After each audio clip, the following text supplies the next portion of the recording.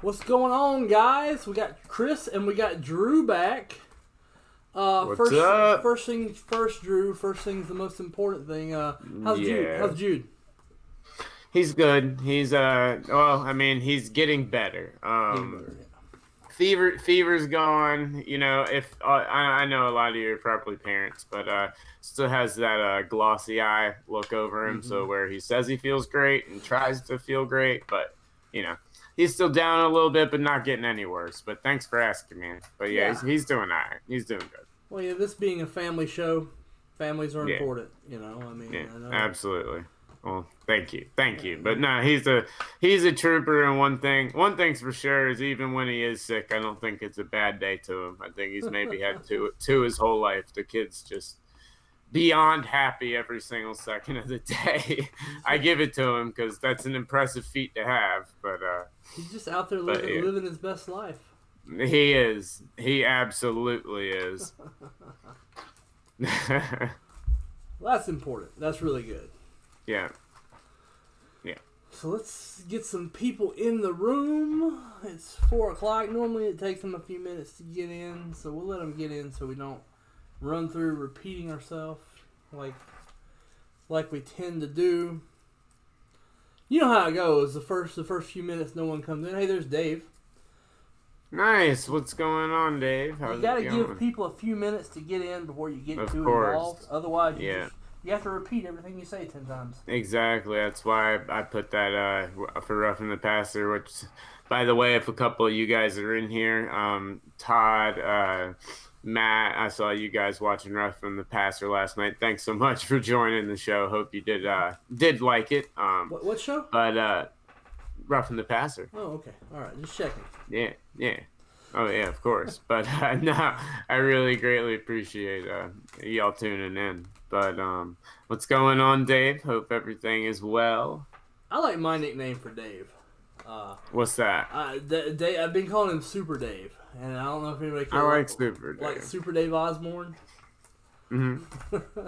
Well, dude, speaking of superhero movies, I don't know if you've watched it lately, but have you watched it at all? But have you seen the? Jude wanted to watch it because he thought it looked funny. The remake of Shazam. Yeah, I've actually seen it, and Zachary Levi is amazing. Amazing. The movie's great. Like, Jude thought it was hilarious, but I was dying. Like, I was like, oh, man, this is great. Like, maybe it's just because I'm used to going to see Frozen 2 10 times and stuff like that lately. Yeah. But that movie to me I was just like, wow, that was... For superhero movies, I was like, I like this better than a lot of like the other ones that I've seen lately, like the big budget ones. Yeah, my thing about it was I kept conflating Chuck Bartowski with Shazam. Yeah. So yeah. Dean, Todd, what's up? What's up, Todd? Todd, thanks for tuning in last night, man. Hope you enjoyed the show. Todd would blow $10K entirely on Ruth Gehrig, Cobb, Walter Johnson, T206, and Goudy Gums. That ain't I'm a bad curious. Way to go. The reason I answered this I asked this question is because I wanted to see how many people would answer with something in the modern realm. So that's really anything, any pre-war cards.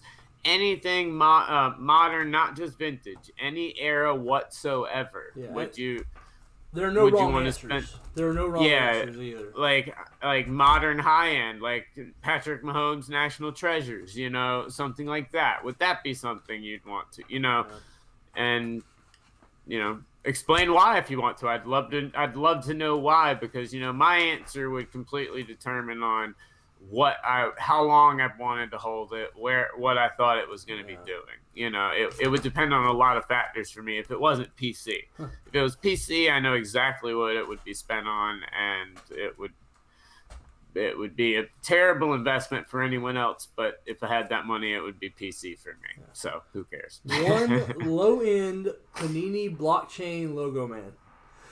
There you go. No, that's not my answer. That's not my answer. Know. Well, hey, you can join.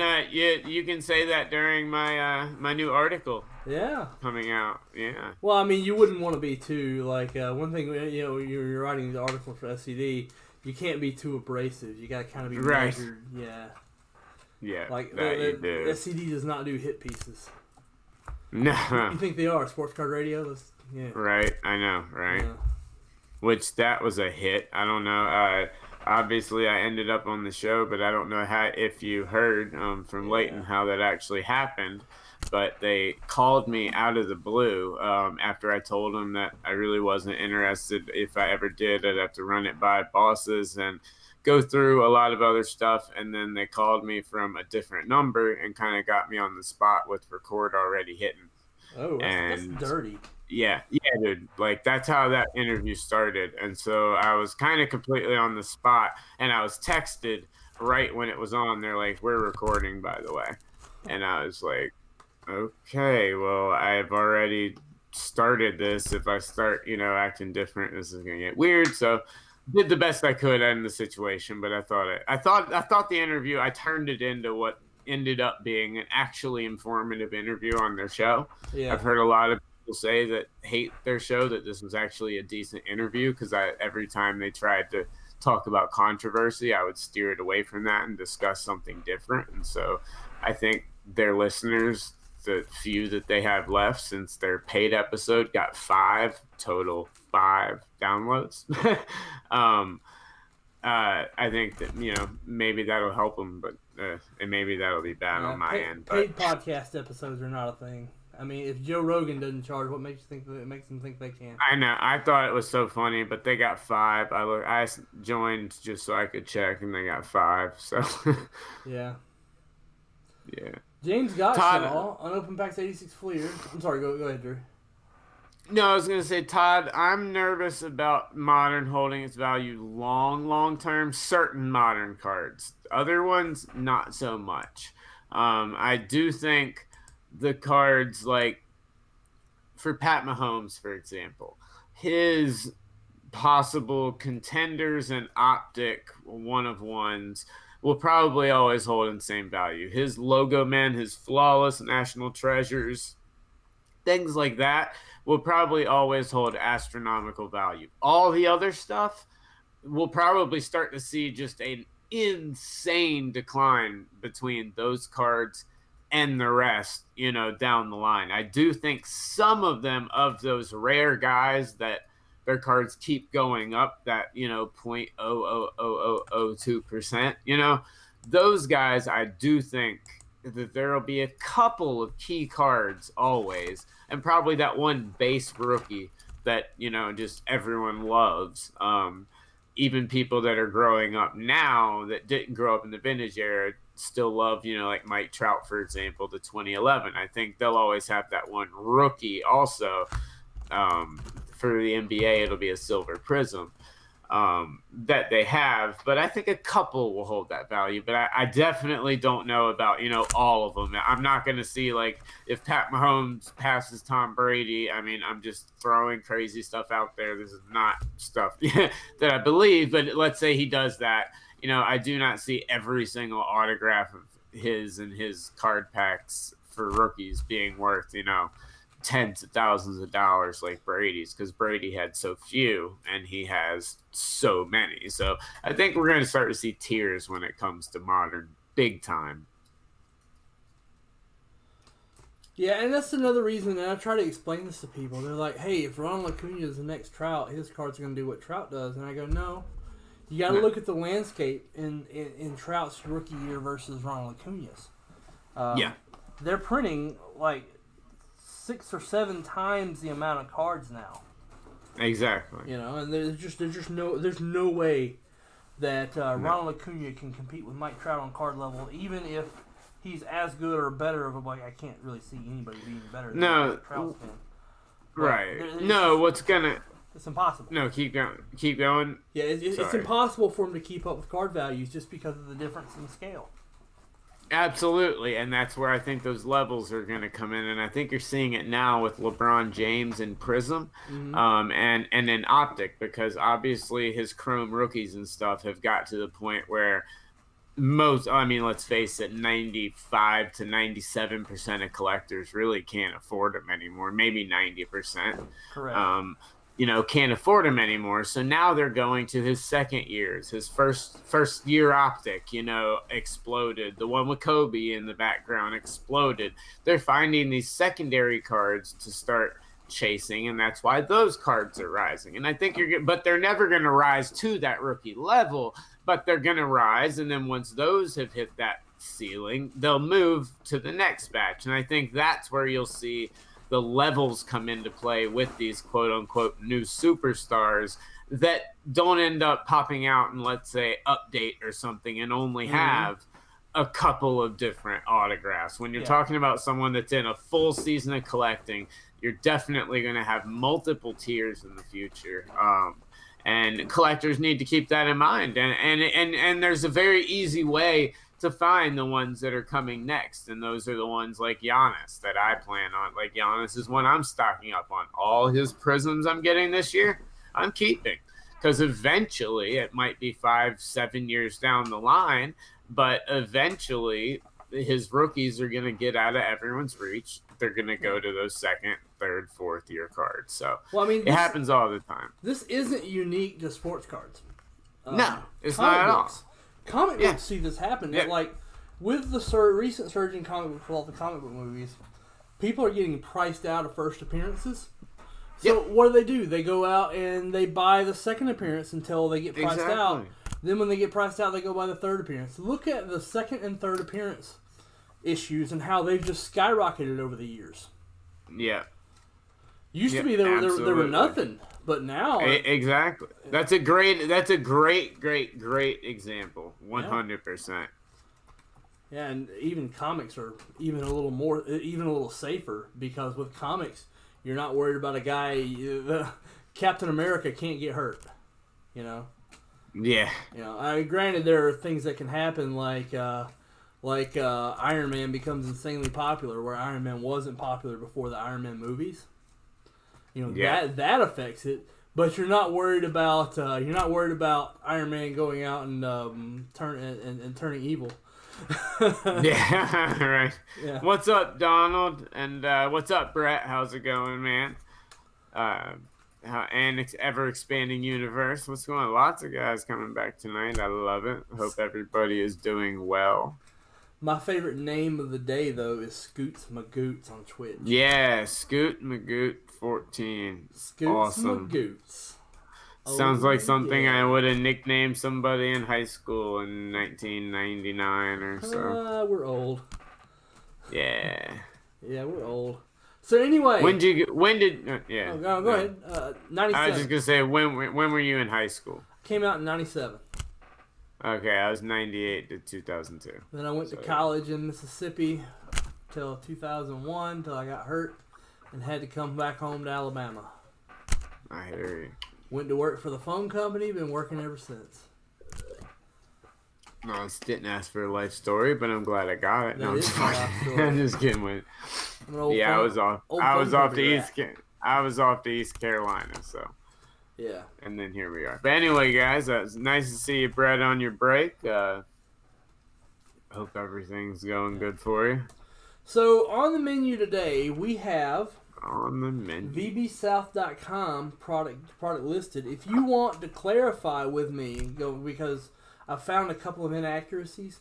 If you want to go, hey Chris, I want you to double check this before I buy it, please ask in the chat. I will prioritize the inventory checks, because we want you. If you want it broken now, we want you. We want you to see it broken. Don, that's Drew Herndon. How's it going, man? Hosted Let Me Get That Potograph podcast and Roughing the Passer. Choo Choo Drew. Nick Gable's trying to give you a nickname. There you go. Nick Gable. Let me get that potograph. Nick is half of the always left off of Incentive Twins, which is Nick Gable and Nick Mattiasi. Well, Nick, answer the question, so Chris can take you off when I send it to him. Yeah. I mean, that's what normally happens. So I mean, Nick wins a lot of these small ones. He does. You're welcome. No, I'm just... You're welcome. Yeah. Well, what's going on, Nick? Hope all is well. I got some exciting news today. I officially have my first assignment as a writer for Sports Card Digest, Sports Collectors Digest. SCD for us old hats. Yep. Looking forward to it quite a bit. It's going to be on blockchain and StockX and their rise into the hobby. So I'm really looking forward to making a bunch of fake accounts and trolling your comments. That's awesome. Yeah. I look forward to reading them. Yeah. Like I said, they can't be worse than the wrestling fan comments that I got this week, so troll away. Go ahead and take some time and tell them some background behind the Zack Ryder story. Woo, woo, woo, woo. Okay. Woo, woo, woo. Yeah, so, 50, all right. 50 spots. So, a buddy of mine who works for Steel City, he contacts me and he goes, yo, I was listening to this podcast and he's like, it's that Zack Ryder one. I was like, heard of it. No, he's a collector of action figures and stuff. That's all I thought he was a collector of, but apparently he's a collector of everything. But I was like, I'd heard of it all or whatever, but I watched wrestling, but I was never a Zack Ryder fan. I knew he was like an internet sensation and never like a fan, like favorite in the ring. But beyond that, I don't know too much about him. That was kind of when I wasn't much of a wrestler fan. So we go on the episode and he plays the clip for me on that he actually had on his show. So it wasn't like we did this investigative journalism, detailed digging. He simply spouted this out on his show and quickly moved on. I don't know if he told them when they were editing not to cut it, but just move on fast. But it sounded like it was like a quick cut, like right after it, to starting that next scene instead of their normal like transitions they had on that episode. It was weird. But he said on there that when he gets his cards in from Topps, he says that when he's signing them and everything, he's like complaining about signing them and how many he has to sign. And then at the end, he says, I always keep the 1 of 1, at least one of the 1 of 5s, one of the 10s, all of the low numbered rare ones. He's like, and at least one of them. And normally either my favorite number, if they've got it, or my jersey or the number 1, like the 1 out of 10, the 1 out of 5. So he says he keeps all of these and then just sends the rest back to Topps. Doesn't tell them or anything.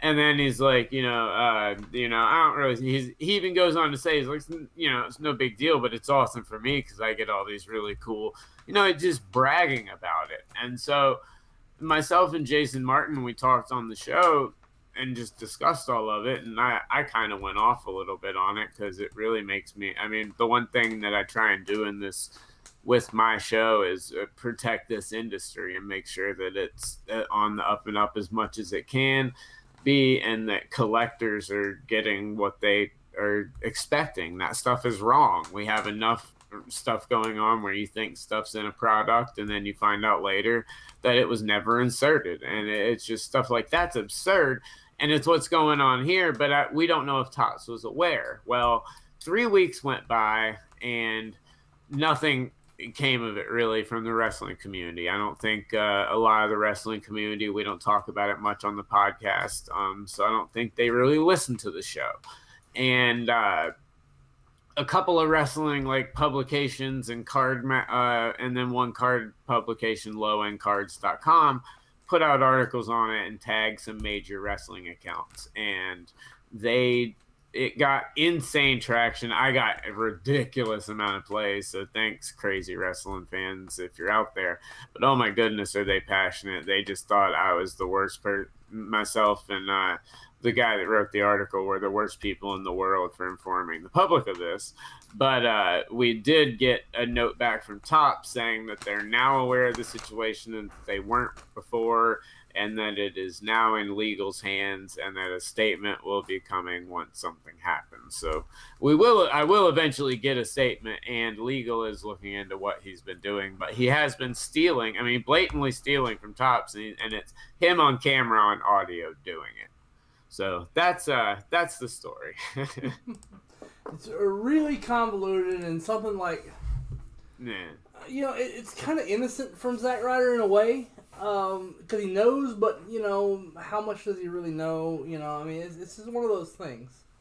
No, I understand. I mean, 100%. Like, and I just think that it's wrong, and he knows that he's doing it, and I hope that if it gets him to stop, that's fine. But I think Topps needs to be much more. It comes down to like the card companies need to be much more diligent. Like, I mean, come on, if he, I mean, he's saying he's doing this all the time. If every single time Zack Ryder's cards are coming back, the one of each one's like missing, like I don't know, maybe ask him. I don't know. Maybe a little extra work, but who knows? And Nick, yeah, they do. Oh, absolutely. You want to know why there's if you get corner issues and stuff like that, it's either coming from the fact that you're using an outsourced printing company sending to them. So I mean, you think about it, the card's printed, then it's sent to Panini, who then sends it to the athlete, who then signs it, who then hopefully takes care of it, which is why I'm pushing hard. And hopefully, when I talk to PSA on the show soon, or not PSA, Topps and Panini on the show again soon, I'll be talking to them about how they need to videotape, the athlete signing process and what they're doing. I don't think they can do that. They can have it. They can have an athlete record it. They can make them record that. I mean, it's not hard to have an athlete record. You'll have a lot less athletes actually do it. I mean, a lot of these guys do these in their drawers, or do them in the locker rooms. When they're in the locker room, nobody is recording inside a locker room. No. Well, there's some way that it's got to be witnessed, and that changed. Otherwise, there's going to be issues. But yeah, or at least the way they're handled, but that's where it all comes from, because then it's sent back to them, which is then and then if it has a relic in it and it's on card, then it's got to be sent back to the printing company so they can insert the relic, and then back to Panini. So I mean, that card, before it's even packed out, has just been shipped all over the country. Correct. I mean, everywhere. Let me answer a few questions from the chat. James, we got caught up on all the stuff we have, with the exception of two, which we're going to lead the show off with. An 83 Donruss and an 86 Topps football. So we're going to do those to start off. Brett, do you think the Astros penalty today will have any effect on the Astros cards and rookie cards coming out? No, I don't. What was the penalty? They lost 2 draft picks. Wow. The GM and AJ Hinch are suspended for a year. Wow. Yeah. But It's pretty extreme what they did. They had a center field camera focused on the catcher. They had a monitor in the hallway of the clubhouse leading up to the dugout, where they would sit around and evaluate the signs and to tell what the pitch is. And then the bang that. Yeah, and then that the banging the drum was the signal. Yeah. Wow, that's crazy. Okay, then they deserved everything they got. Yeah, Tom, it normally takes them about 2 weeks to get it. 2 weeks to get it to you, depending on where you are. They come from New Jersey. Stuff in Vintage Break South gets broke on the Vintage Break South show. We package it up and we overnight it to Sam up in New Jersey, who then they distribute it out and send it all out to you guys. So I don't ship anything to end users. They do it up there, which is a perfectly okay scenario with me. You know what I'm really happy about, though?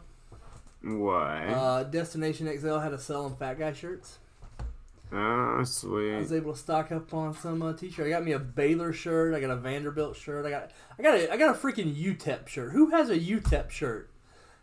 A UTEP shirt? Yeah, I'm a big fan of college sports. They didn't have an ECU, or I would have bought an ECU. I got some. Yeah. Yeah, the $5 million of fines, and AJ Hinch got fired.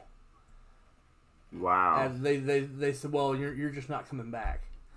So yeah, the guy wins the World Series and gets fired. Jeez.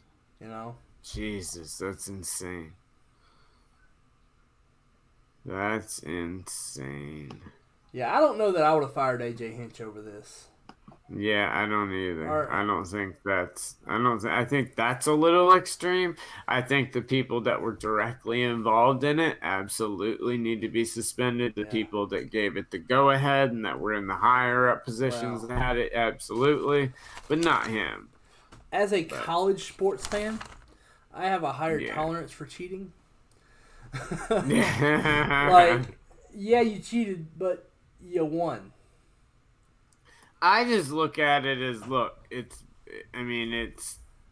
sign stealing's been done in baseball a long time. You want technology in the game. You allow technology in the game. You allow technology all around the sidelines and then have vague rules around it. You're going to put that type of stuff around these teams. What do you think they're going to do with it? Like, I mean, it's just, and they're not the only ones doing it.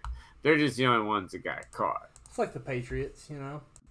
Yeah, absolutely. And if the Astros hadn't won, if the Astros weren't in the postseason, this story doesn't come out. Yeah. And if it does, it's not near as big of a deal. Yeah, let's go through our specials. Yeah, take it easy, Brett. Talk to you soon, man. We have our $50 promo for 100 entries. There are 50 spots left in it. Juan Soto Chrome Update PSA 10, a $100 break credit, and a Nolan Ryan Sweet Spot 3-color patch are on the line. Our $15 bonus has like 50 spots left as well. This assortment of cards: a Nolan Arenado PSA 10, Juan Soto PSA 9 update, Gleyber Torres All-Star PSA 9 from update, and a Shohei Ohtani PSA 9 from update. That's the 15. That's the 50. We have a bounty on Panini Prism First Off the Line Basketball. The bounty card is Zion Williamson. And we are going to roll out some fire here for the first person to fill a pack. First person to fill a pack is going to get this Bo Bichette black and white from Bowman Heritage. Bowman Heritage was absolutely fire last night. We hit 2 Wander Franco autos, including one of these. This is mine, but Dr. E hit one just like it. And we hit a base. We also hit a $200 Julio Rodriguez autograph. Those are on the site for $9.50 a pack. Here, let me show you.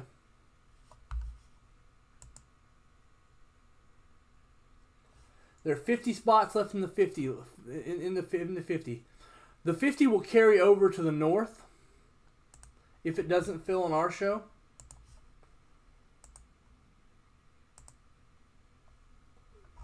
The South 50, I have 43 spots left in it.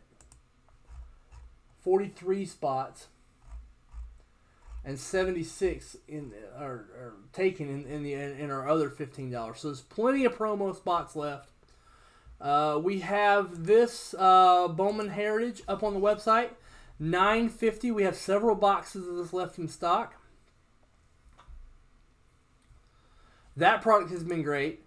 We have this First Off the Line, which I believe is down to 8 spots, and we have the Zion Williamson up as the bounty, Zion Williamson Prism Blue. Up, that's $75 a card. We have wax packs from the 80s on the site. Sorry.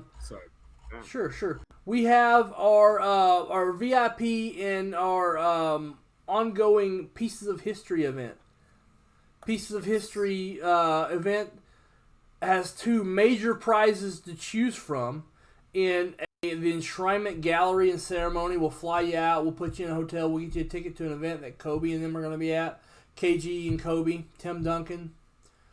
Or you can pick the tangible item instead of the experience and get the Babe Ruth signature. How to order? You visit VintageBreaks.com and register. Most of you guys are already registered. Once then, you can start adding spots to your cart and check out when you're done. January 19th, which is fast approaching, We're gonna be giving this away. For every $1,000 you spend, you'll be entered in our VIP giveaway. Boom. The top 25 names will win prizes. Some crazy prices. The Gala, the Ruth, $1,500 vintage brakes credit. The Buy Any Spot, 75 Rack Pack. There's this PSA 6 Ted Williams, Jack Ham autograph, this Green Hornet. All sorts of cool things going on. Anything bought during Vintage Break South counts. Just the same as it would for the North. So we are all good to go with that.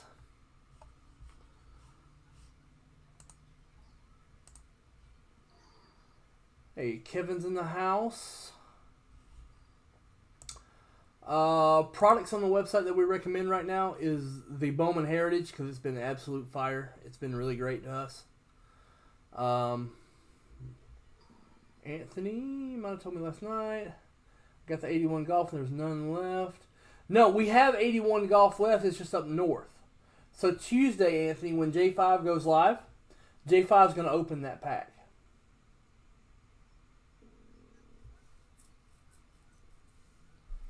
So we have it in stock up north. I just don't have it here in the south. But when you head up there, Chris is robbing that place, so we'll have plenty of inventory. I'm gonna rob the north inventory blind. I need to stop talking about that on air. Sorry. Yeah. Just kidding. Those guys that are gonna do it. No. Close out the bow still open. Let me check. I love that product. Did Gottschall get it with this 81 O-Pee-Chee baseball?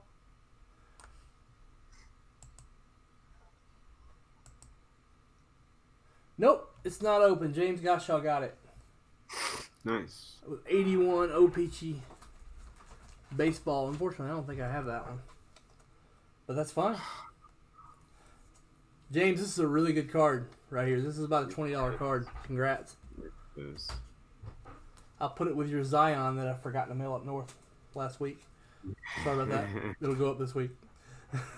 Anthony, I have a Tatis here for you too and a Pete Alonso that got left out of the shipment when I shipped it. That'll be in it this week. New pile. New closeout pile. Let's start it with a Rutzman First Chrome.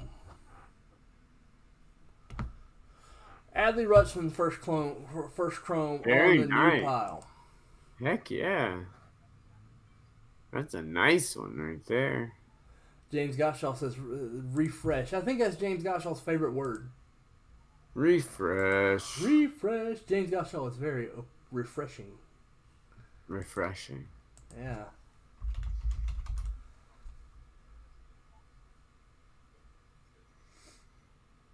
Started out What's up, Tim? What's up, Don? How y'all doing? Tim and Don joining the show. Y'all definitely, everybody. I know we got a lot of new joiners watching. If just to let you know, there's words scrolling around my head that'll let you know. Just answer the question in the comments, and you'll be entered in to win $10 free break credit at the end of the hour. We do a different one of these questions every hour, and over on the site linked where I just shared, vbsouth.com, you can see the current inventory and got some amazing stuff, including this Bowman Heritage that is probably, I didn't even know anything about it until yesterday. It's now turned into one of my favorite products after watching the boxes we've busted, which have just been insane. This may be one of the most underrated products of the year, in my opinion. 80 Topps Football is a blue pack. Yes, it is. It's a blue pack with like a running back on it. No, James, I did not break that one. I'll put it on the list to do right now. Let's stage that.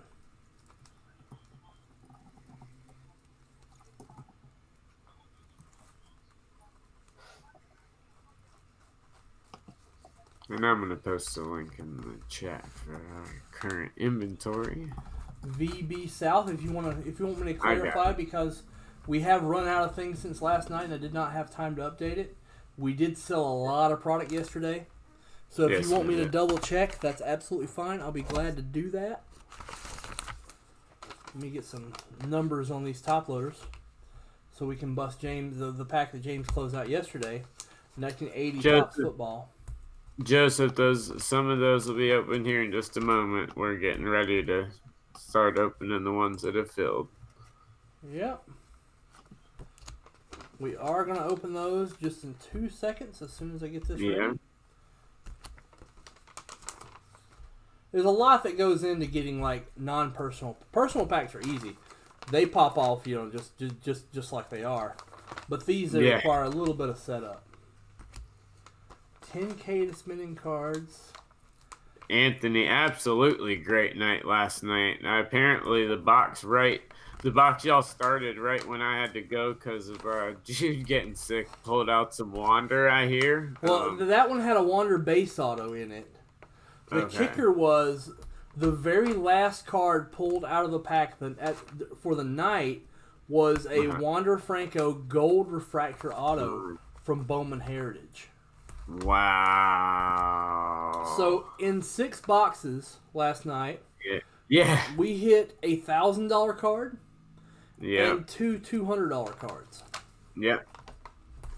So and another that was at least 100 to 130. Yeah. So at least we were in Fuego.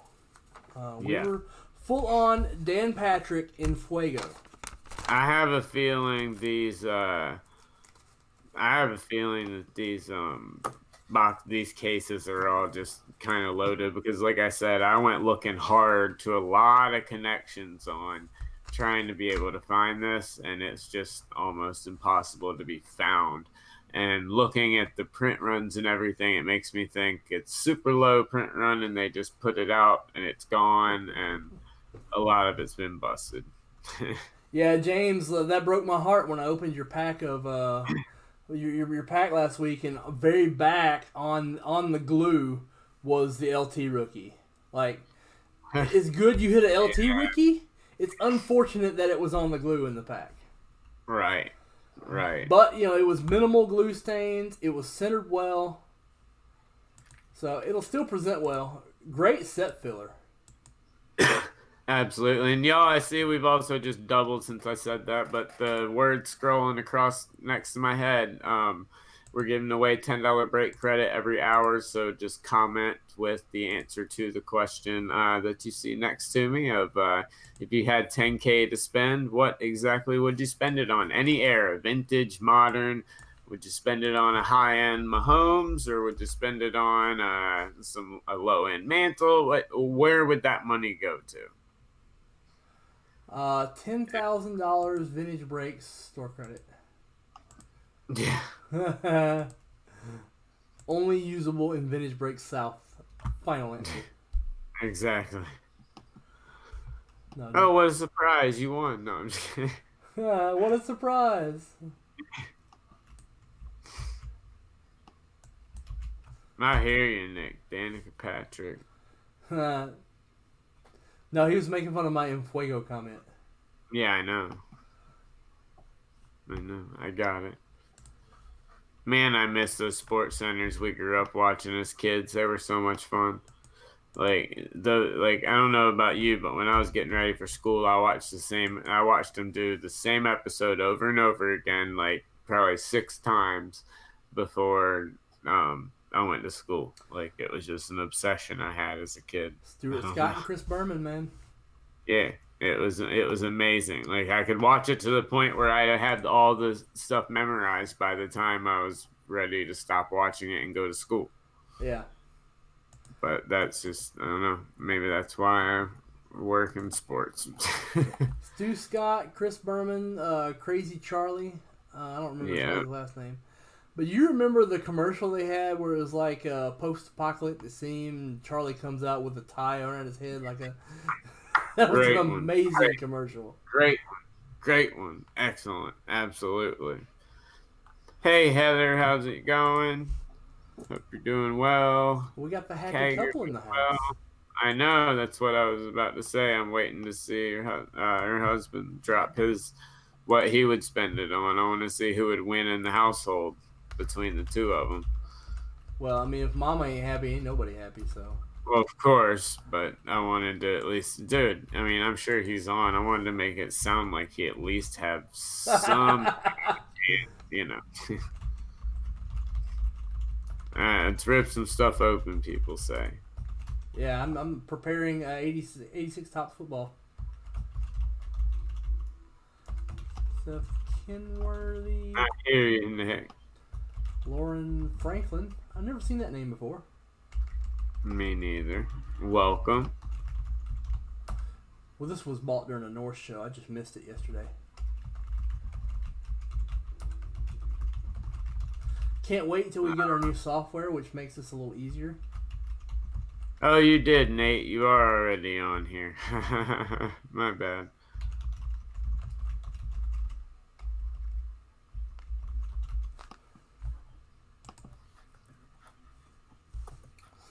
Yeah, you tried to sneak Nick on there twice last time. No, I didn't mean to. It's just that was commented with too many answers. You two are in cahoots. We are. Trying to stack the deck. I know your game. Yeah, I got it. I'm fully aware of your game. I'm on to you. The only thing is I never finished out what my end of the deal was for all this. No.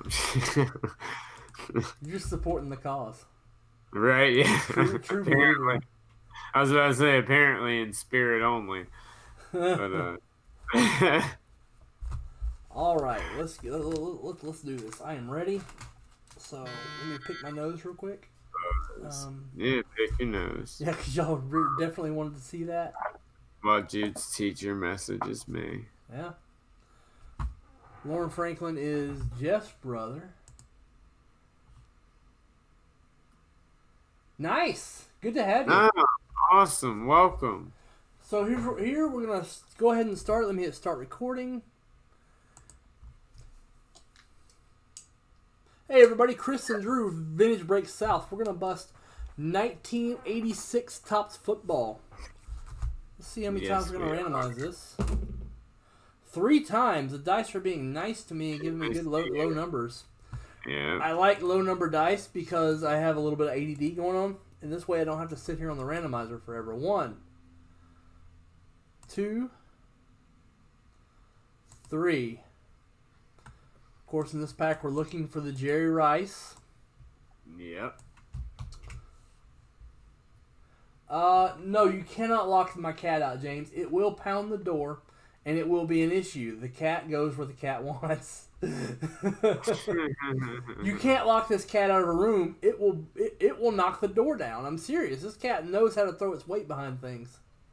Yeah, and trust me, he knows. Just don't listen to him and don't believe him. He's become a cat guy now. He'll tell you he's not, but he has. I'm a cat guy for this cat. He has. Yeah, this cat. This cat's special. I love this cat. I'm pretty sure that's how it started for every single one of them. So I look forward to the next 6 months. It'll be entertaining. Then I'm guilty. Lock me up. If loving that cat is wrong, I don't want to be right. I hear you, bud. Animals are awesome. Here we go. I got the names on the screen. Nice. I got them emailed out. Henry Dawkins on 15 has an extra capital E because I held the shift key down too long. Well, good job. It's one of my pet peeves, by the way. Like, it's killing me not to... No. Crap. Sorry, 1 second. It's like murdering me. I have to fix that. There. All right.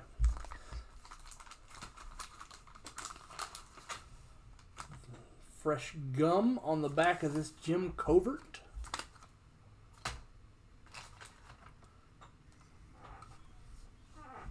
Let's see. Jim Covert. I got the gum in my mouth. Oh, this is not good. No. Reminds me of our main stage slot where we made everybody open them.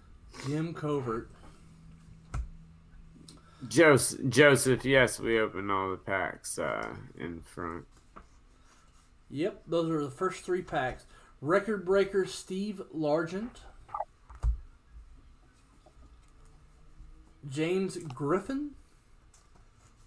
Decent centering so far. Yeah. Of course, it doesn't matter until that Jerry Rice pops out.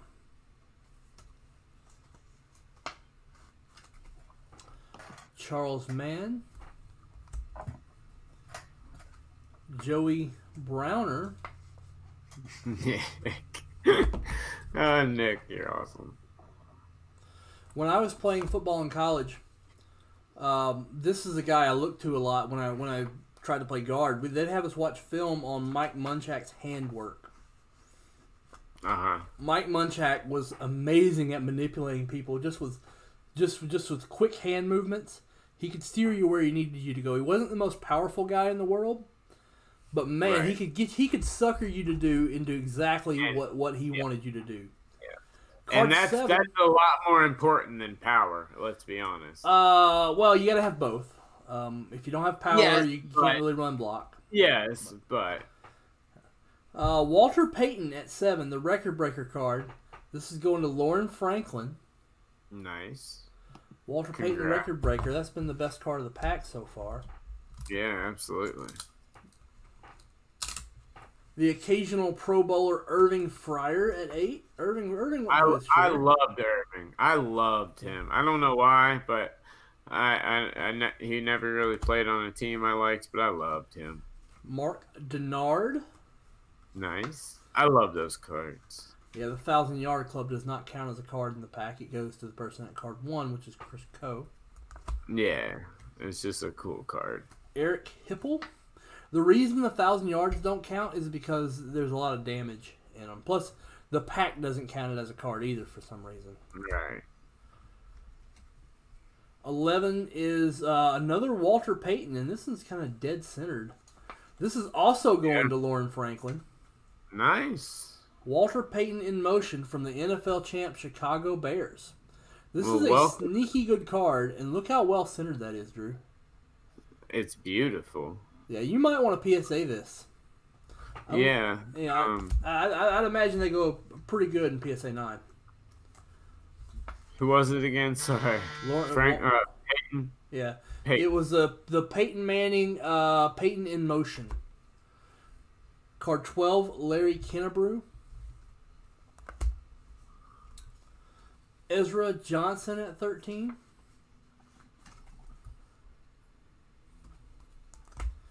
EJ Jr. at 14.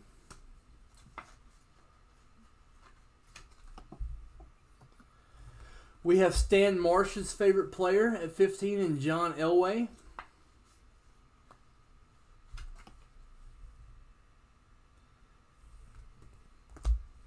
$16 is one of the scariest guys ever to suit up. This guy looked like a serial killer and probably was. Harry Carson. Between him and Dick Lane, it's scary guys. Yeah. Zion's going to play Thursday. Last card is Marcus Allen and Jared Riggs, an NFL rushing leaders card. Going to Seth Kenworthy. Well, I cannot find that exact card, I don't think. Well, here we go. I can't find it in a PSA 10, but a PSA 9 is... You might have to use VCP. PSA 9 is more likely anyway. PSA 10 in this set is kind of like unobtainium, like they don't actually exist. Like $40. Yeah, it's not bad at all. Yeah. No. I think it's a solid 9 candidate, that card is. I'd send it if I had it. Yeah. Yeah, Dave, I think Zion, that's what I've been told, Dave, by multiple people, is Thursday is the day. Zion, if you can still get in on those prop bets on when he plays, Thursday's the day. It's happening Thursday. From everything, unless there's a setback between now and then, it's 100% happening Thursday from very, very reliable sources that I have that actually work closely with the the NBA Players Association. So He should be playing very soon. Well, just don't forget that setbacks in the NBA for a guy like Zion are extremely likely. Yeah, like, I'm not saying it'll happen, but I mean, they get setbacks all the time because they handle them so with kid gloves. Yeah, and they should. There's no reason to rush him. Yeah, no, there's not. They gain nothing by playing him, other than to see what they got.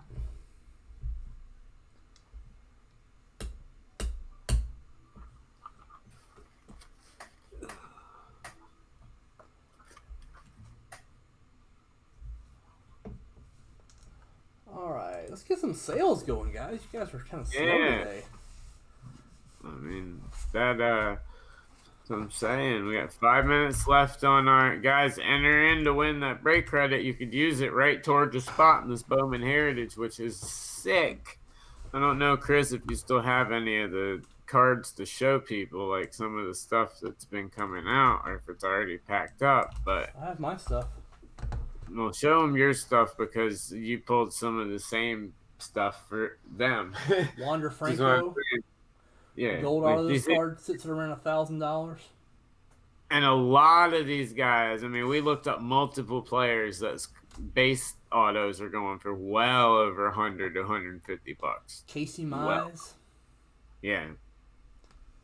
Doing excellent. I love the product. $950. Yeah, $950 for those spots, plus the Prism first off the line that we've got over at vbsouth.com. That right there, I mean, there's 3 autos per pack, or 3 autos per pack. You're guaranteed 1 card per pack, so automatically, out of there, you've got pretty much a 1 in 3 chance of getting an auto. The rest are all silvers. There's normally a couple of rookie silvers in there, so the odds of you getting a rookie silver, a solid one, or a nice, super short printed shimmer autograph are, incredibly, incredibly great. That's one I highly recommend, as the pack price itself is incredibly nice with everything we've got going on. Plus, you get into all of these other promos for you guys that are just now joining us, and these promos turn into where you win a random and you're ending up winning a Babe Ruth cut, like a cut auto, basically.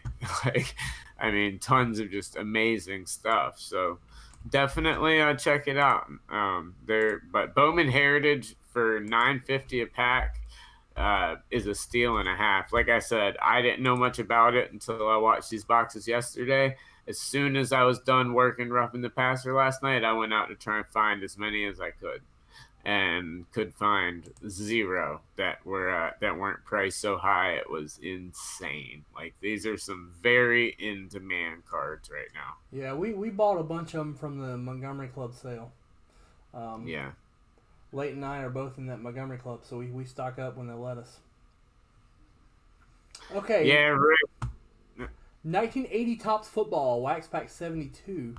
James Gottschall, Anthony Torres, Nathan Ambers, and Stephen Thomas are all in there. Nice. So you can go ahead and answer that the Astros question if you want. Oh no, I was gonna say to Rick that Thursdays, from what I was told from a source that I believe very, very, very, very well from he was a college source in a sports journalism class that actually went on to have some success, and he works semi near the NBA, and that's who I talked to about all this stuff. And he said before this came out to expect either next weekend, like this coming up weekend, or a little bit before. And now with the reports coming out on Thursday, it'll be Thursday. So I fully believe it 100% that it will be Thursday, plus everything I've seen and heard from other people. But yeah, okay. Thursday should be the day for Zion to start. We have 1980 Topps Football Wax Pack 72. Let's see how many times we're going to randomize it. We're going to randomize it 9 times. 1, Come on, random.org.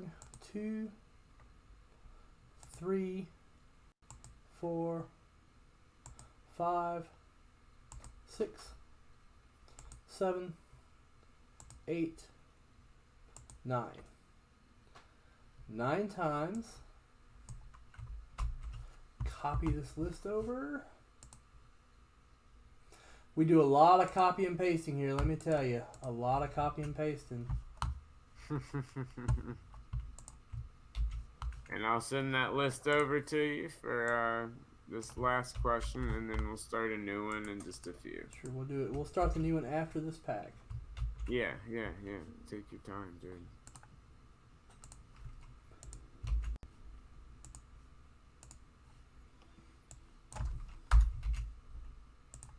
Love the participation, guys. Stay tuned and make sure to answer that next question. Is once again, that's yet another $10 given away at the end of the next hour. Here we go. 1980 Topps. Wax Pack 72. Card on top is going to go to Stephen Thomas. Let's do it, Brian. Looking for that Phil Simms rookie.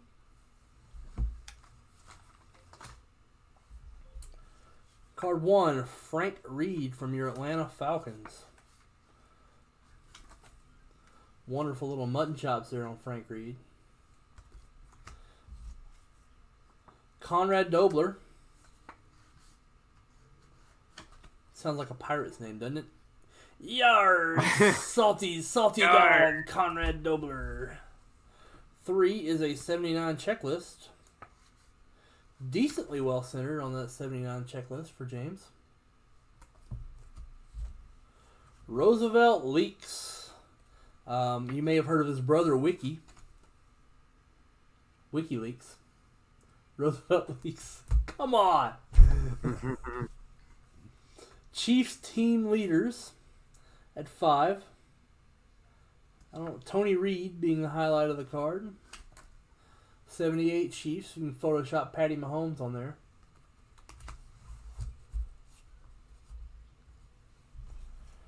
Charlie Young. Your Rams tight end at 6. What's up, Derek? How's it going? John Bunting, Eagles linebacker. Hi, Nightbot. 7. WikiLeaks. Anthony liked my jokes. Yeah. Bill Simpson, no kin to OJ. No kin to OJ. Dude, we got like a OJ card posted on the Vintage Breaks Facebook page. The comment section is not somewhere you need to go. There is. Yeah, I know. Oh, I saw it. We have a good rookie coming up. Randy Gradishar at 9, and the rookie is one of the big rookies in the set, James Lofton, and it is pretty well centered. Nice. Card 10 going to James Gottschall. Fire all weekend here. A little off top to bottom. But James, this is your card.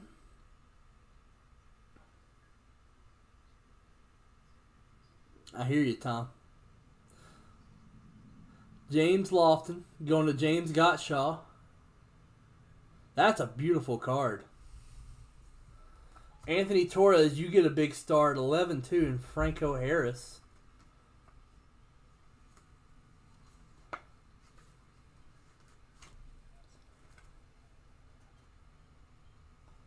Starting off with a bang here, hitting that Lofton. 12 is Efren Herrera.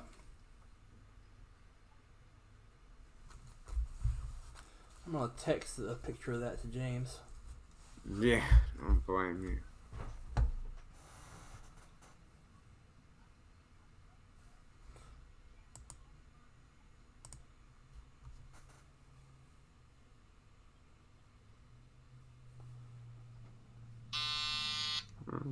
Buzz. Jude's teacher, sorry. She's on the emergency. It's on silent, but she's on the emergency, people. Yeah. Is it an emergency? No. But talking to her about Jude tomorrow. Yep. Yeah.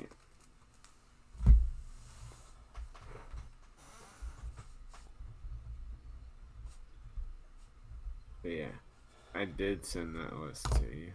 72. Yeah, we'll get to it in just a second. I just gotta do. No, I know. Okay.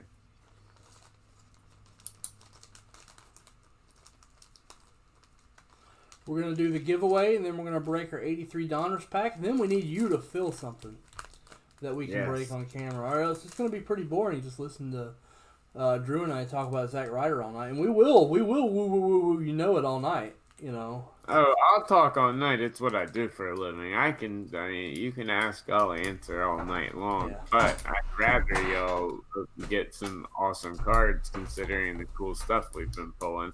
As fire as I've seen both Vintage Breaks and VB Southby this week alone, whatever's in that Prism and those Bowman boxes, I already know are just going to be ridiculously nice, which is why I'd love to see them ripped. But we have had one really bad box of Prism. We had a box of Prism that might not be $100 a card.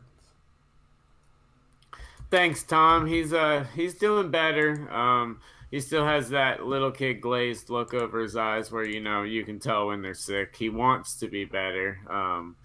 He's still the happiest kid in the world. It doesn't affect him whatsoever. Even when he has the flu, he says he's happy and feeling fine. But he's getting better. He'll be still struggling on making him relax today and everything, but fever's gone and everything. So he's doing good, doing a lot better. Thanks for asking, man.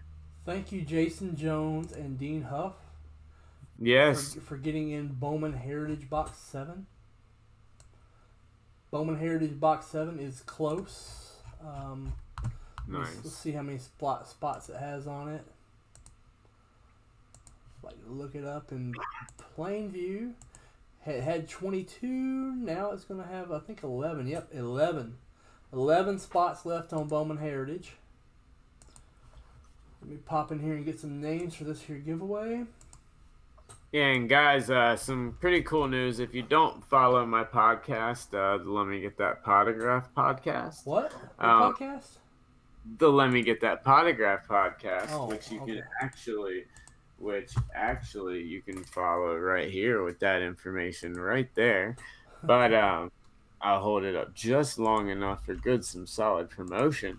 But this week on this week's show, we've got Brian Gray dropping in for what should be quite an interesting interview. We're going to be talking about a ton of different subjects, but it's going to be a pretty good one, so I highly recommend checking it out. It should be out probably Wednesday or Thursday of this week.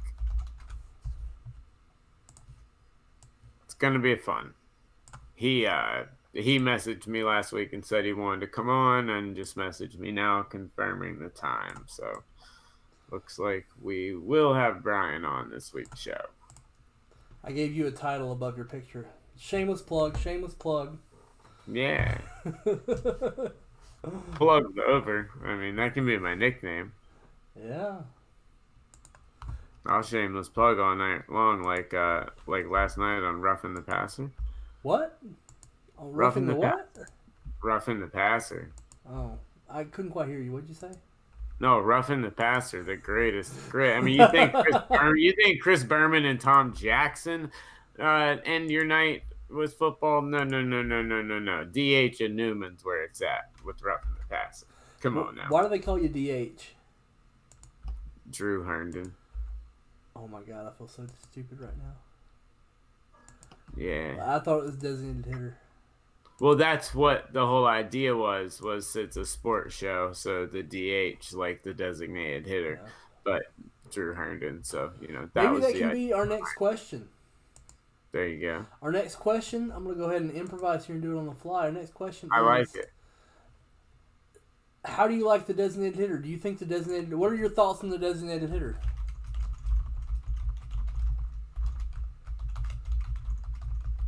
You talking about me or either one? Either one. Either one. What are your thoughts on the designated hitter? If you have thoughts on the Drew Herndon, please keep him PG. Remember, this is a family show. Yeah. We don't need to know all that. No. So, all right.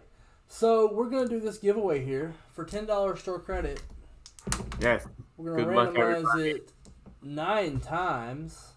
9. 9, 9, 9. 1. 1. It helps if you actually click the button. 2. It does. 3. 4. 5. 6. 7. 8. And here we go. Drum roll, please. 9. Sam Gardner. Congrats, Sam. Let me go in the system here. Let me find Sam Gardner's email address.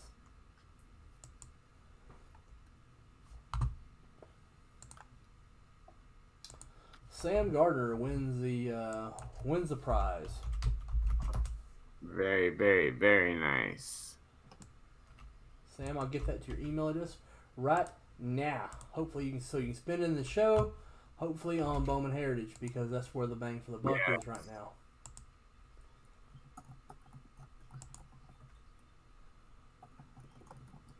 What's up, Ryan? Pitchers should hit just like everyone else. I agree with you, Dean. Yep, they absolutely should. Unless you want to take a pitch, like the DH has an excellent purpose in baseball, I think, and that's when you want to take a pitcher out. Nothing wrong with that part. I think that's what a DH should be for, but not all the time. I think if you're taking a pitcher out, there's nothing wrong with that. I think it's something pretty cool. It adds to baseball, but the whole American League having a DH, National League not, it's just absurd in my book. But yeah, I'm a fan of small ball, which I understand I'm a dying breed. So I'm not in favor of the DH. Yeah, I feel you, bro. Right there with you. Right there with you. Okay, Sam, your gift code has been sent.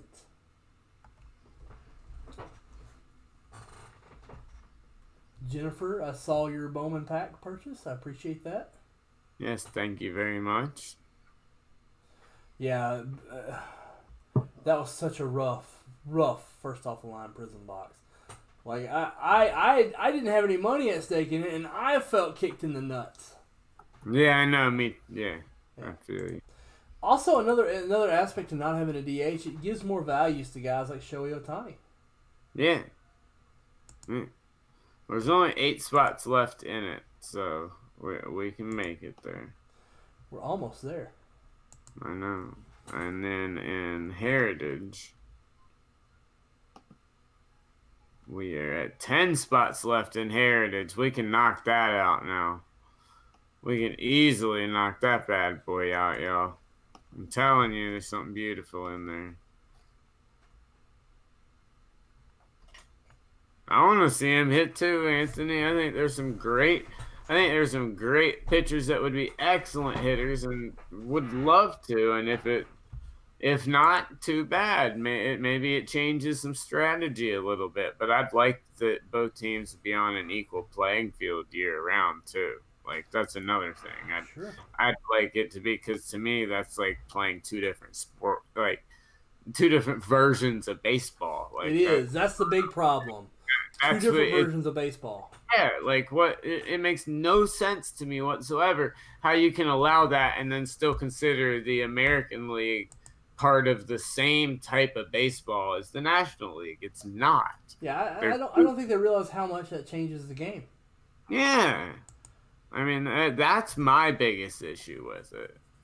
But it changes the type of players that the American League looks for. These guys that can no longer play defense.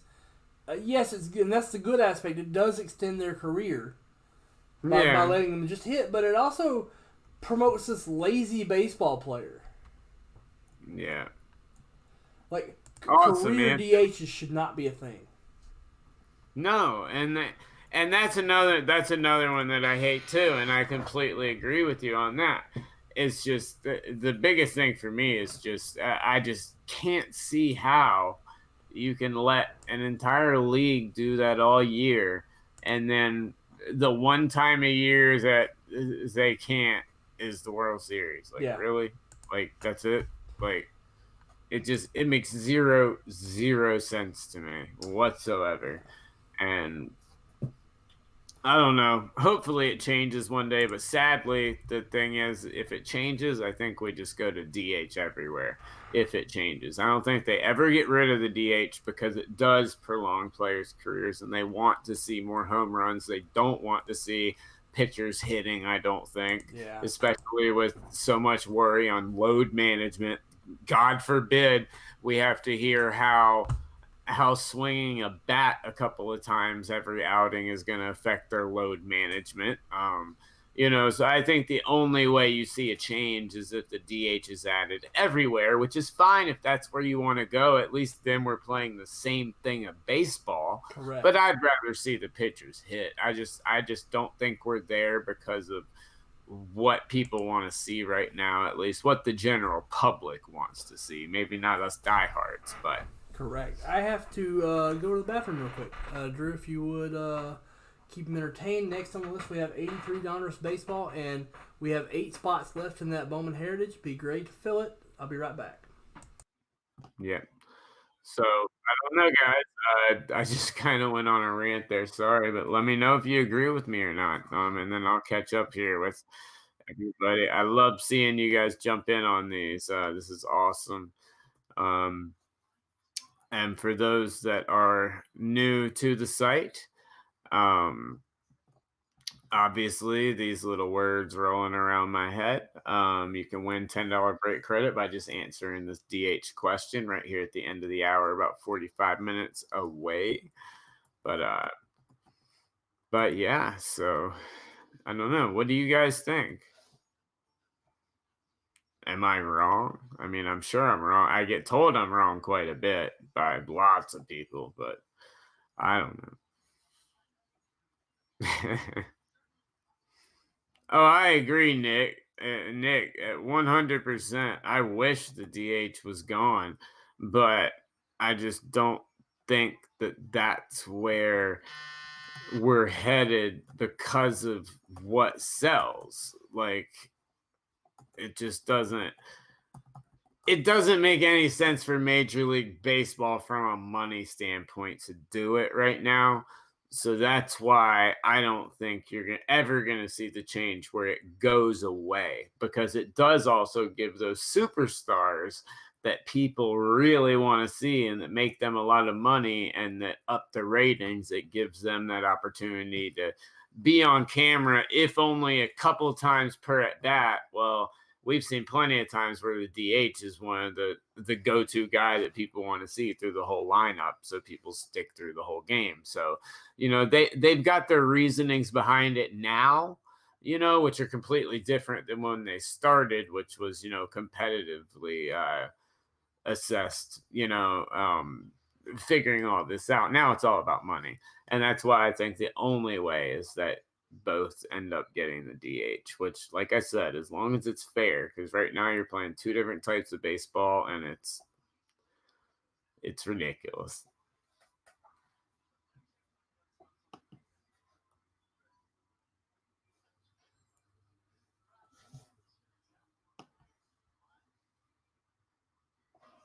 And yeah, Rick, absolutely. Pitchers hitting is part of the strategy. That's what I'm saying.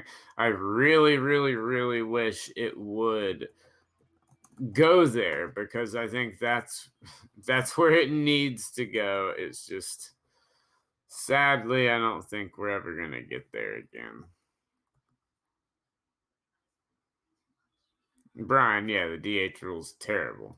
Terrible. Both in execution and in just general, like, allowance, like how it's not uh, a league-wide thing. I've never in my life. Name another sport where a different conference has a different rule. Name any other sport where a different conference in the same league has different rules. I'll wait. No. Like, And Tom, that's why I'm saying, like, I get why they do it, but if you're gonna do it across the board. You have to. Otherwise, it's an unfair balance of competition. You can preach it all you want. You can say you're doing this for the spirit of the quote unquote what I don't care. Until you have it for both, it's not a fair and balanced playing field, period. At all. But my opinion, of course. Thanks so much for getting in here on these questions. Love having these chats with you guys. That's why I'm in here, man, to hang out with you guys and hopefully see y'all pull some monsters. You guys and gals, I should say. Um, but anyway, hope everyone's having a good. Yeah, hope everyone had a good weekend and good start to the week. Dude didn't go to school, so for some reason I thought it was Sunday, and I'm like, no, he's out because he's sick. Been a long day and a very long night. Somebody was up all night, so that helps too. You know, one thing about vintage breaks, and you said a minute ago when you said guys and girls, we actually have a few girls here. I know, that's why most breakers don't have them. I know, and that's why I said I need to address properly. That's my apologies, ladies. I think some of that was Vicky's influence back when Vicky was a regular. One thing she did for us that was really good, among other things. 8 spots left in 2019 Bowman Heritage. $9.50 a spot. What I'm going to do right now is I'm going to go through and dip people. Cool. I got something to answer about Nick. Go ahead. All right. Well, Nick, you were talking about expanding netting to reduce people getting hurt or killed. I love going to baseball games. I go to a ton of them, and I'm all for it. Now, the reason I'm all for it, I don't think they need to go so out of hand where, like, balls that have like a 0.1% or a 1% chance of ever going in that area need to be netted off. I don't think the entire thing needs to be netted off everywhere in a major league stadium, but I think anywhere where you can remotely not have the reactionary time if you're not paying attention to be able to react, absolutely the netting needs to be up there. There's ways to find cameras around it. I just went and saw Pete Alonso at the National. We were up close in the club boxes, right, like 2 or 3 rows back. Chris, you were there with us. There was netting right there. I got excellent, wonderful pictures of Pete Alonso. It's not that big of a deal. It goes away in an instant with what you're looking at. And I refer back to a minor league game I took Jude to Father's Day 2 years ago. It was the first baseball game we went to together, and we're sitting down on the first base sidelines, well past first base, almost at between first base and the outfield, but right there about first or second row. And we're sitting there, and I'm paying attention to Jude because he's a little kid and he wanted to sit there. And all of a sudden, I bend down to get something for him and pull him down with me. And a ball literally whizzes, like I could feel it whiz over my hat and go right past us and slam into the seat, like 2 seats behind us. I had no clue it was coming because he had something going on. And I mean, he was still 2 at the time, so it wasn't like it was a baby. But, you know, you take your eye off for that split second. So that type of netting absolutely needs to be there. It terrified me. So I get why it's there, and I get why, you know, people say they need to be paying attention. Well, let's face it, there are times where you have to take your eye off of things. You can't pay attention 100% of the time. Nobody can. And my point with that second with Jude is that split second, you know, could have been it. So, you know, the netting stuff definitely needs to put up. I just don't want to see him go overboard with it. But anywhere where someone could be put into some legitimate danger where balls are frequently hit, then absolutely that netting needs to be there. But that's just me. Wow. But yeah, like I still to this day, I remember that moment with Jude. Like, I mean, we were watching. It was literally like I think I had him in my lap so he could see a little bit better. We were sitting front row, like well far enough away that I thought with the netting that we'd be fine. I thought for sure the netting would catch it. Well, he hit that perfect ball, and for some reason, I don't know if he dropped his cup or what it was. What we both bent down at the exact instance, but myself or him was getting clocked with a direct line drive, like just drilled. Had had that not happened, and or had that happened and I bent down a second, had it happened a second earlier, a second later. So just those little things, they can happen, and if there's anything we can do to avoid those, I'm fine with it, because I've got photos of Pete Alonso on my personal page. Anyone that's friends with me, I'll share them publicly here on Let Me Get That Potographs page. They're amazing pics of Pete Alonso. That was a great view, but boy, were those seats small. Oh, they're so small. They were terribly small. It was so rough. That's why you and myself and Ron ended up leaving, was because they were so small. But they were great seats. Yeah. But if you're cramped, think about how cramped I am. That's what I'm saying. They were small for me. Yeah. So I get it. I'm like 3 Drews over here. Yeah. Okay, I'm more like two Drews and a Jude. Okay. Yeah, yeah, probably two me's and a Jude, but yeah, it was cramped for me 100%. Okay, it's a little slow, so we're gonna do a flash special. Flash special. Flash. No, I remember that. Oh yeah, dude, are you kidding me? Oh, there are 2 spots left in 85 Tops Garbage Pail Kids. Do it up. 2 spots left in 85 Garbage Pail Kids. You would literally make my day if you closed out Garbage Pail Kids. Yeah. I'm going to put up a bounty to close Garbage Pail Kids. And it's going to come out of my pocket, not Layton's. Just because I want to open this pack. Yeah, I want to open this pack too. What can I do as a bounty for Garbage Pail Kids? I got a couple of board games. Close out Garbage Pail Kids. And I'll send you a Zion. In honor of Zion coming back, I'll send you one of each of the 2 Panini Prisms from the NCAA. Close out Garbage Pail Kids. You'll get both of those if you close out that Garbage Pail Kids. Very nice. You'll get both these cards to close out Garbage Pail Kids. Very nice. Nick just hit dislike because I'm not singing. I know. Nick, I should send you some of my old competitive singing videos.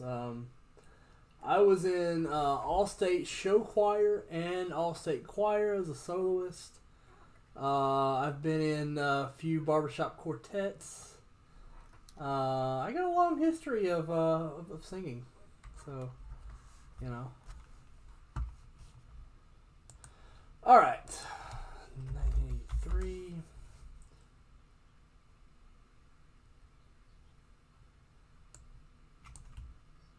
We got this pack of 83 Donruss sitting out there.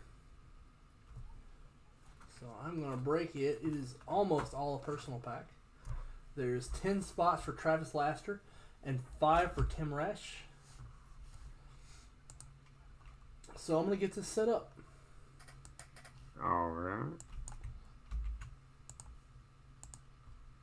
Absolutely. Zion is not garbage, man. I don't see how anyone can say Zion's garbage. No. Like, Zion may get hurt a lot and therefore not meet expectations, but the ability is there. Now, I get there's like this thing about wanting to be counter hype, but Zion has shown that he can get it done.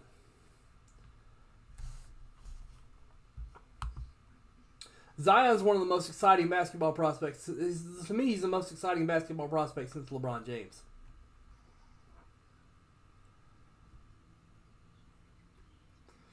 Well, Nick, the thing is, anyone's overhyped with this much hype as Zion has. Anybody would be overhyped. If this were Michael Jordan coming back, he'd still be overhyped. And that's not his fault.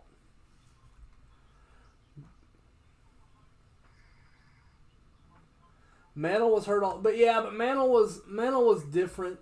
Like, and baseball's different. Baseball, you can play baseball just fine at 90%. You cannot play in the NBA at 90%. You're not any good at 90%.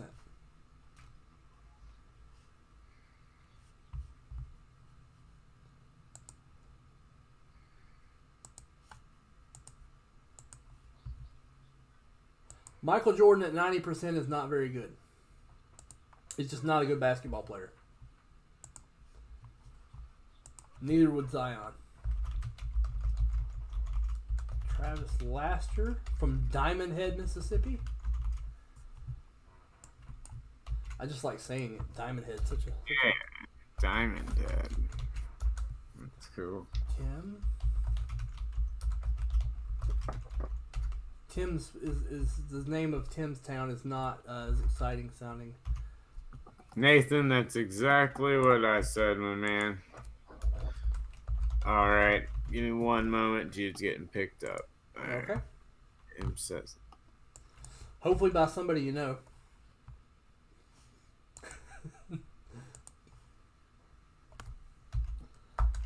No, it's not. No, I'm just kidding. I'll look for the Amber Alert. Such a bad joke, Chris. Stop it.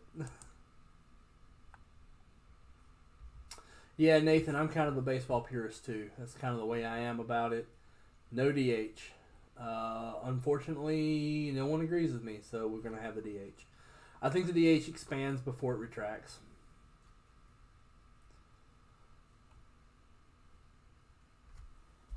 So let's see. We're going to break 1980. We're going to break 1983 Donruss Wax Pack number 51. And we're going to randomize it 6, 7, 8, 9 times. Hopefully we'll hit some Ryan Sandberg. 1, 2, 3, 4, 6, 7, 8, 9.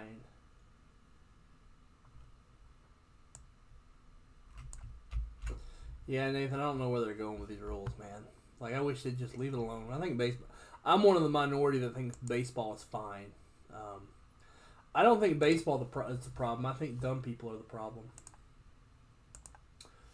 When somebody tells me, just baseball's too boring, like, I get it, but it tells me a bit about you.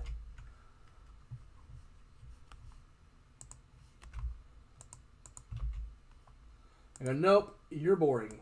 And you don't think. Baseball is a thinking man's game.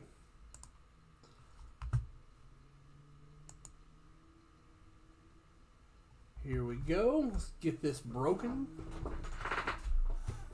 Get this broken like Matt Hardy. Gwynn, Sandberg, Boggs. Yeah, but I've never hit the Ryan Sandberg. Be a good time to pop one of those.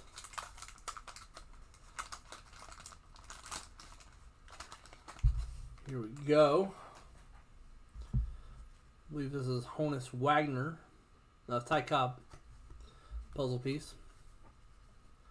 Card 1 is Vaughn Hayes. You might remember him with the Philadelphia Phillies. 2 is Doyle Alexander, who was thankfully a Brave when we needed to get John Smoltz from the Tigers. 3, part of the Big Red Machine, pictured here in a Red Sox uniform. Tony Perez. 4, longtime Angels manager and catcher here in this Dodger blue, Mike Scioscia. 5 is Enos Big Country Campbell. I don't know if that's his nickname, but that's what I'm calling him. Deja vu all over again. 6, Rick Dempsey.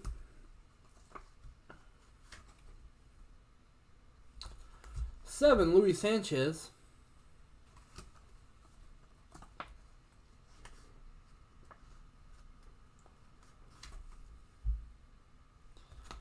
8, Hall of Fame Diamond King Ty Cobb. Going to Tim. 9 is Frank Tanana. Frank Tanana had a good career. Spread out among a lot of teams, but still a good career. Keith Creel at 10.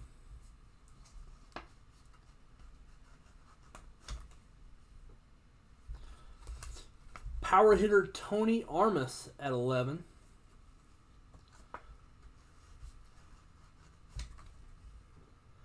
At 12, we have Rick Manning. For your Cleveland Indians. With that hair, it could very well be Rex Manning Day. Butch Wenger. I thought we had the Boggs. 13. Big middle of the order bopper. Dwight Evans at 14.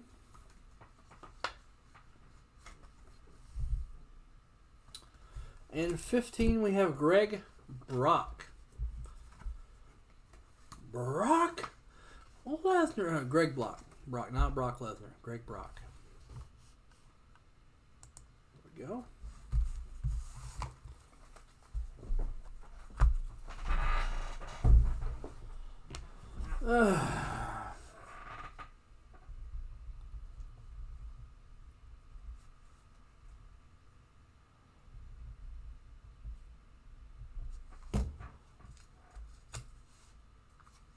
If you don't go to other people's funerals, they won't come to yours. You need to check your math on that, Sean.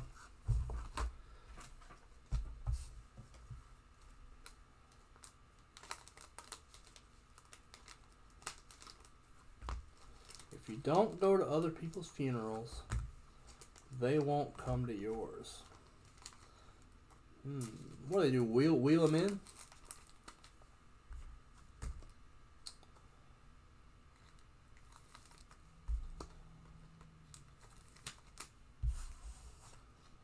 Invitation only, and I'm not sending them out.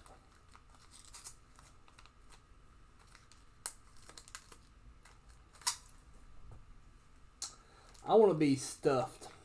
I want them to take me to a taxidermist. A Yogi Bear. I want them to take me to a taxidermist when I die. Give me the Joe Diffie treatment. Prop me up in a bar. Nothing wrong with yogiisms. Yogiisms are the best isms.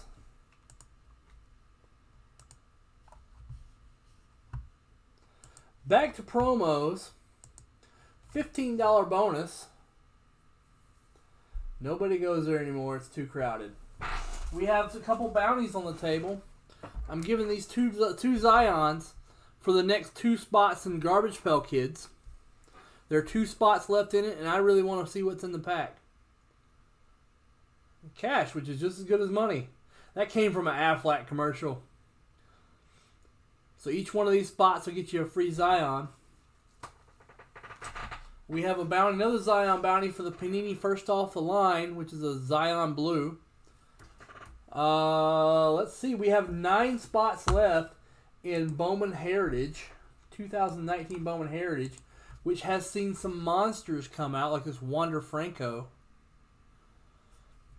Casual $1,000 Wander Franco. No big deal. Just a $1,000 Wander Franco. No big deal. That's what we got going on.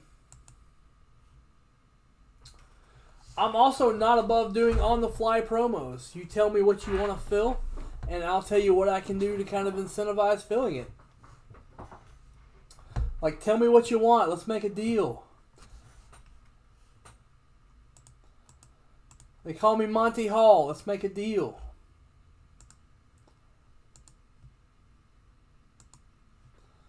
In fact, let's bring that back.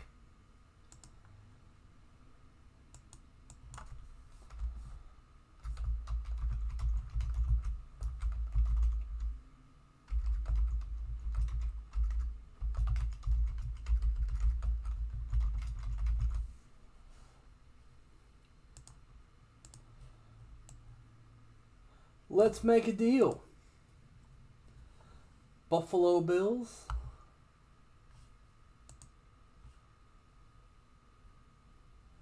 I'm probably gonna grade it. I'm definitely gonna flip it. Timing will depend on his 2019 season. We'll see. Closeout promo. I already have a Rutzman up for a closeout promo. What I do is I add cards to it until someone snaps it. So with the Rutzman, let's add some cards. We're going to add, next card is Colby White Prism Rookie to the Rutzman. And let's go ahead and add a John Morant Crusade. So 3 cards in the closeout. I do like the closeout because it gives me something to break on camera.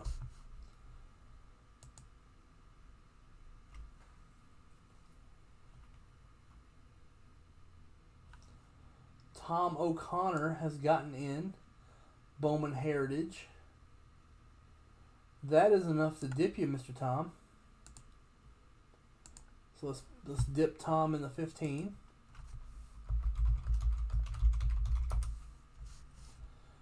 Let's see. There are 60 spots left in the 15.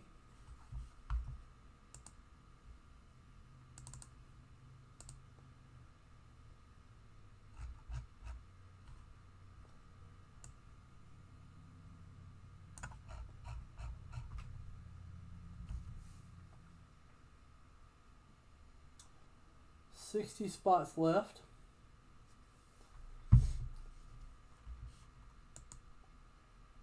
Always look to dip. $50 dips in the main. In the Juan Soto.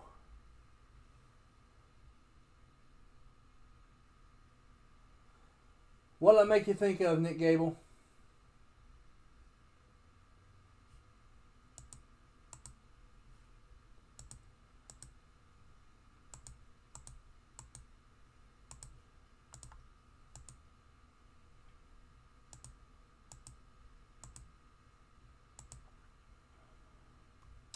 Tom always looks to dip. Dipping is life here at Vintage Breaks.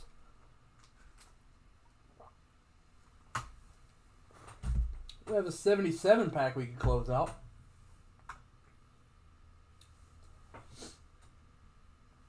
$77's a good thing to close out. Hit a Dale Murphy rookie in that 77. Dale was my childhood hero.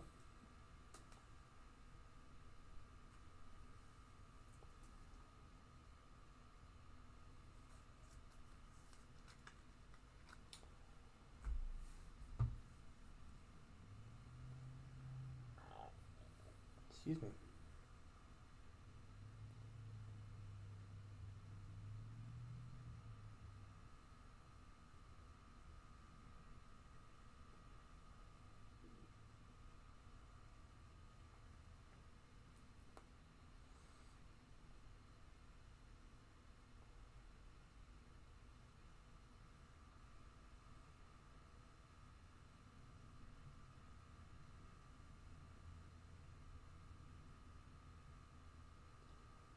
Don't read the comments.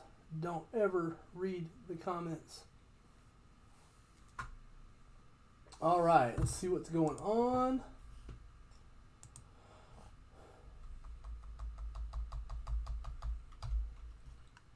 Close out that Garbage Pail Kids. Close out Prism Basketball. A few of the better packs we have here.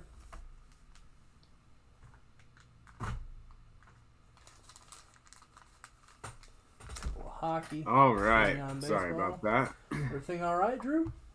Yeah, no, he just wouldn't let Daddy go. He didn't want to leave. I hear you. you. Know how that goes, man. Did not want to go. You got to do what you got to do. That's more important. Yeah, exactly. Daddy's got a lot of work when we're done here tonight, so. Yeah. Gotta do what you gotta do. But was not ready to leave. But so yeah, we're all good. 79 Tops, 78 O-Pee-Chee, 77 Tops Baseball. I have to see what year this hockey is, because I'll be honest, I don't know what a lot of these wax pack years are without looking at them. I make mistakes all the time. Yeah. 81 Tops Hockey here. Nice. I also have 78 Tops Hockey. I have 84 Tops Hockey. I have 84 O-Pee-Chee Hockey.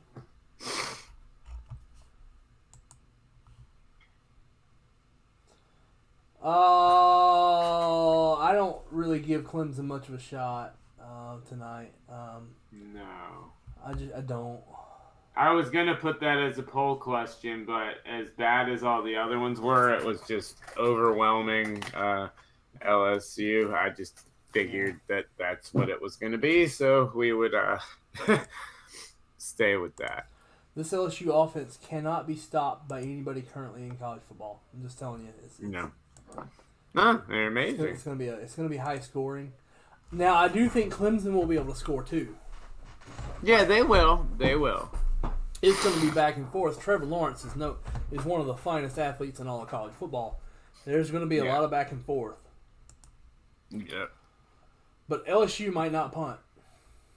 No, they might not. They might not. When does the game start? 8? I don't know exact start time. All right, we have a fill. The fill is from Russ Dumontaire. Nice. Who gets the Rutzman, the Colby, and the Morant. Rutzman, Morant, Colby. All goes to Russ. Unfortunately, I don't have 93 SP football. Oh. I'm going to lobby when I go up there to get a complete inventory of wax packs. Yeah. So where the only things we don't have here are set breaks, graded packs, and hit randoms. Everything at least so we have it all, so people can so they can see with the full inventory how much more it would fill. Yeah, that's very true. The only limitation we have in the South, because we're starting to catch up on viewers now, the limitation we have is the product. Yep, that's it right now. I would take the over 50 easy. Whoa, what are you talking about? This is my stuff. Hold on, I'm catching up on entries here. What are we talking about? Oh, college. Yeah, the under 50 points. I think it goes over 50 points, no problem. I think both games go over 50, KC or LSU. KC will have more. I think LSU will have more points overall, but I think the KC hits the over. That KC game, take the over 1,000%, but the LSU game, I think LSU will end up scoring more points in this game than Kansas City will. All right, close anything, pile 2 going. We're going to start off with this orange, cracked ice orange from Prison. Nice. Jackson Hayes. Close out literally anything. He's got some major potential, and those orange ices are the ones that collectors are starting to want. Get it together. What do I need to get together, Anthony? I'm trying. I just don't know stuff. At least I admit I don't know it. I don't pretend to know things. I freely admit that I have gaps in my knowledge. Yeah.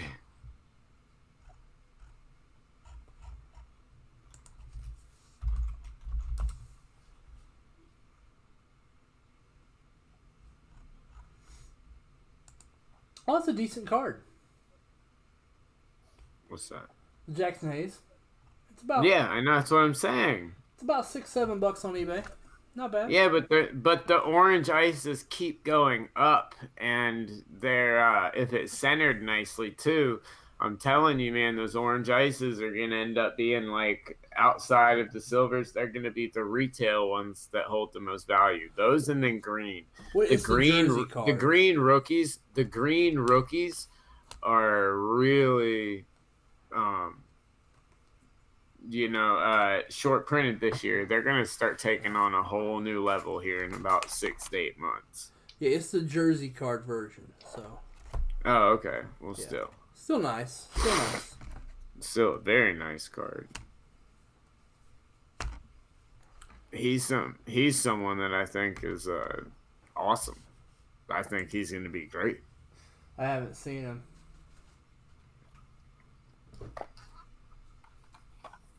Yep, so the Brian Gray interview for this week's show will be happening tomorrow morning, so I'll put the episode out for everybody Wednesday. Tell him to sell me some Pearl. Sell you some Pearl? Tell him to sell tell him Vintage Breaks wants some Pearl. Okay, I'll tell him Vintage Breaks wants some Pearl, and he can send me one box for Let It Rip so I can bust it live on camera for him. So he bailed me out a couple of weeks ago, Brian did. Nice. The Panini Prism, Panini Optic first off the line football. Yeah. I had a box here in the show. It didn't sell. Mm-hmm. We went off cam, and I said, well, I'm just going to open that box. As I'm opening it, somebody filled it.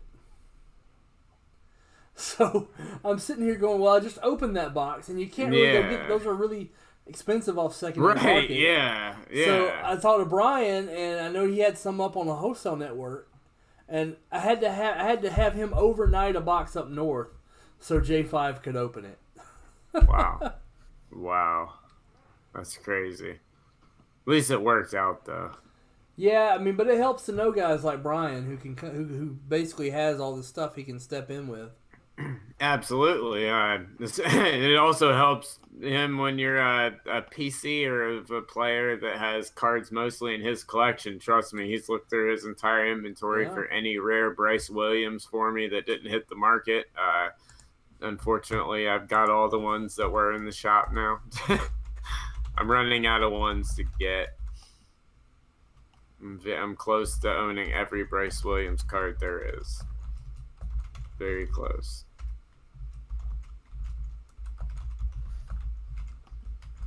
Such an accomplishment. My wife just walked in the door. Well, hello, Miss Gilmore. That means Kitty will leave me alone. We're really close on that Heritage, Jennifer. Yeah, very close. Very close. I'll tell you exactly how close. We are at 5 spots left on that Heritage. 5 spots left. So like $50, you can get in on this box of Heritage and get 5 packs. $45. 45. That where it works out to? Well, no. $47.50. Hello, dear. $47.50. $47.50. Tell you what, and if you do that, I'll bump you up because you filled. I'll bump you up in the. I'll bump that purchase up to $60 for the purpose of dippage. Yeah. I agree, Sam. Dippage. Yo, dog, I heard you like dippage. So we'll get you some dippage so you can dip while you dip. Yeah. Full exhibit mode.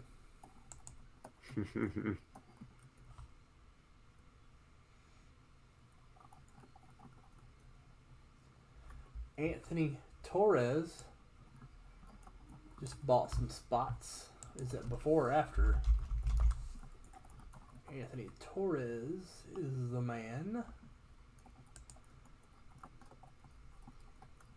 There are 3 spots left. Anthony Torres just took 2 of them. Let me make sure Torres is dipped. Mm-hmm. Offer still stands. Whatever the total is, I'll bump you to the next level for whoever fills it. Nice. So those 3 spots. If you buy those 3 spots, I'll put you in the $50.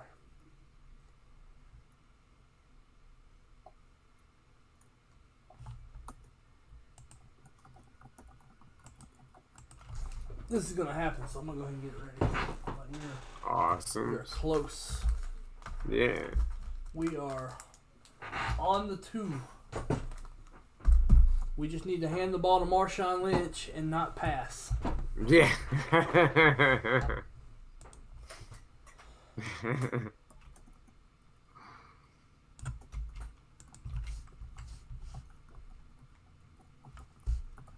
Let's see. All right, guys, just getting caught up here, making sure I get all y'all's entries in here.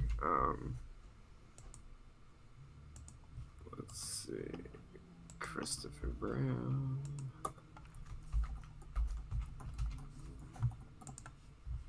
So does anybody think that Clemson is winning this game tonight? Jennifer does. Anyone else? What are you trying to say? I think they do. No, I'm saying I think they do. I think Clemson pulls it out. I know. I think Clemson pulls it out. I'll roll with Jennifer.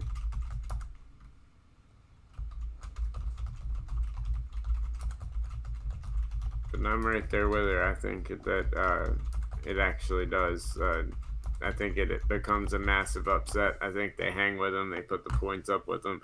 It comes down to the very end, and it comes down to one of those just I think you're going to see a legendary performance by 2 quarterbacks tonight, and one of them's just going to have the ball last.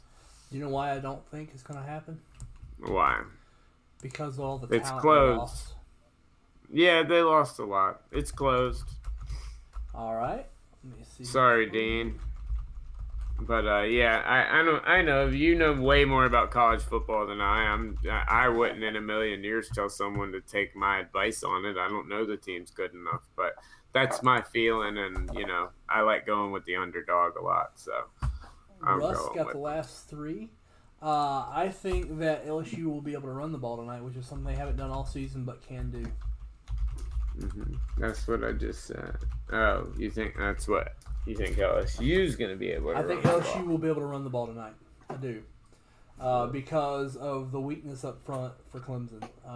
So do you think how many yards do you think Joe Burrow has? Under 300? Well, he's over 300 just by showing up. This is Joe Burrow. Okay.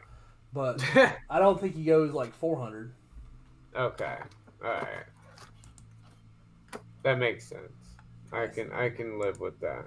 No problem, Nathan. Nathan, I'm going to get the next box put up, too.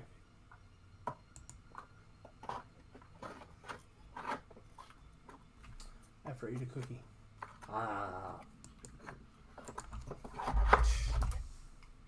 Eating cookies. Tisk, tisk, tisk.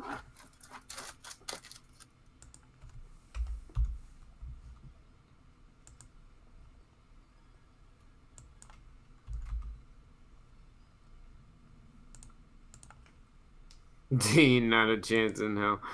Heck, yeah. I like I said, I could be dead completely wrong. It's just kind of something cool. Like I said, I like underdog. I want it to be close. Honestly, I'm not a college football guy if it's not East Carolina, so I could care who wins this game whatsoever. I just want a really fun football game. I don't want a massive blowout. I just want I want a really fun, competitive football game. I think it'll be a game until about 4 minutes left in the 4th. Yeah. Something's going to happen. LSU's going to pull away. Okay. I am set up. Start record. We're doing 2019 Bowman Heritage. This is box 7. 4, 5, 6, 7. We're going to randomize it 7 times.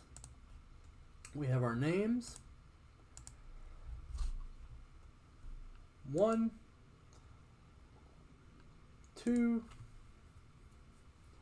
3, 4, 5, 6, 7.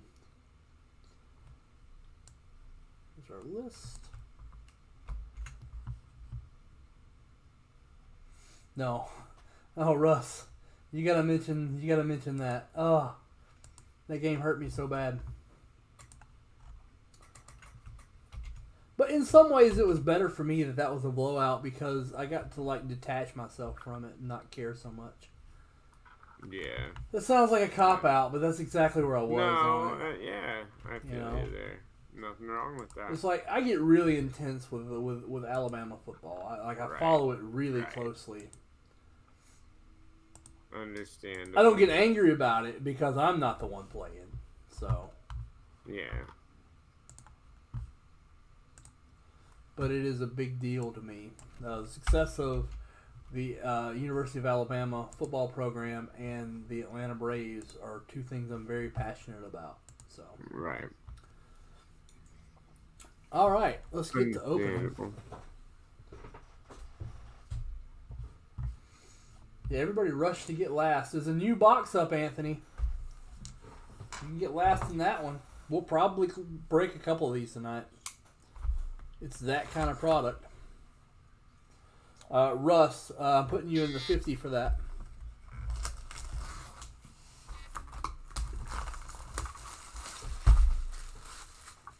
Yeet.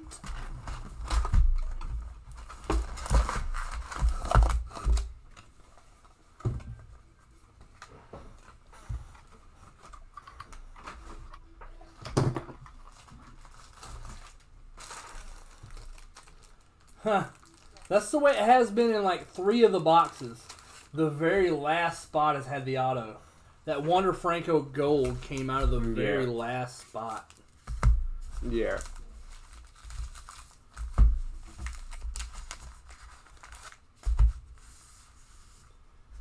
There we go.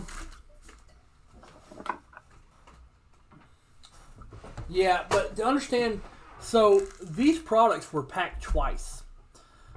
They made the product, had it packed out, got it ready to sell, ready to ship, and they realized, oh crap, we put Yordan Alvarez in here with a rookie logo. You can't do that. That's a violation of their terms with MLB. So they had to open all the packs, get it all ready, take the Yordans out, reprint a new Yordan as a prospect card, and repackage the product. So that's the deal, and that's why these were supposed to be out a month ago, and that's also why they're a month late because of that mistake. Pack 1 going to Dean. Real Muto. This is one of the big prospect studs in the product. Lewis Robert. That's a good card. We have a black and white of Suarez, who had a big season, and your Brian Mata and Diaz. Let's check for blank back 101s. Finally saw one of the blank back 101s. And it was Tatis. Tatis has been hit in the blank back 101s. Nice. Not nice, I didn't hit it. Well, yeah. But... keep in mind, if you want to sell your base cards, I'm buying those. Mm-hmm. Eventually they'll probably get out, Tom. Yeah. Eventually they'll probably get out. They're not out yet. But, people leave and they take stuff with them when they leave. I wouldn't be surprised if one day that rookie logo, Yordan Alvarez, comes out. At least 10, 20, whatever they can get their hands on. I'll be right there ready to buy, let me tell you. Yep, me too. Yep. Dane Dunning guys drawing Jake Peavy comparisons. Evan White on the minor league all defense team. He's also got a bat though. Mm-hmm. I like Evan White. Leody Taveras, good prospect. Yeah. Yeah. That's pack 2. Yeah, Wander Franco. Wander Franco has as high upside as like Miguel Cabrera back in the day.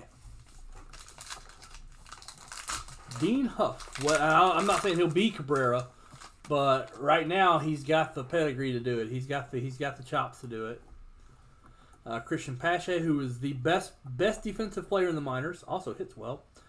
Here is a nicely centered Fernando Tatis out of pack 3. Piece of filler there. Going to Dean. Black and white of Jay Groom. And DJ Hall and Ryan Valade are your chromes. Nice. Yep. Nice. No 101s. Yeah. But nice stuff. Remember, I'm buying base cards if you feel so inclined to get a little PayPal back. Me personally, not Range Breaks. Pack 4 going to Anthony Torres. And I know you're watching. This is you.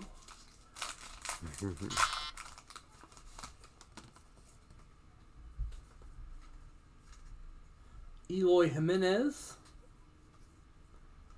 And Franklin Kilome. Chad Spangenberger are your chromes. Kinzer. Ryan Weathers. No 101. This is designed after the Bowman color set with the Pee Wee Reese. That's what they're going for.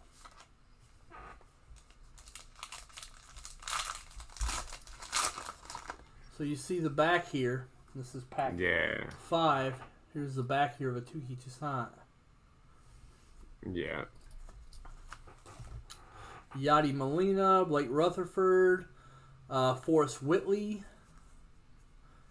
This is Aramis Garcia. Here's a refractor. Oh, this is the young gentleman who is not with us anymore. This is Ryan Costello, who has passed away.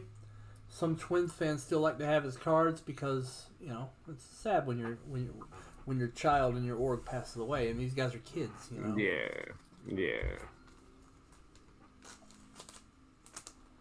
One of my autographs, in fact, was a red of Ryan Costello. 3 out of 5.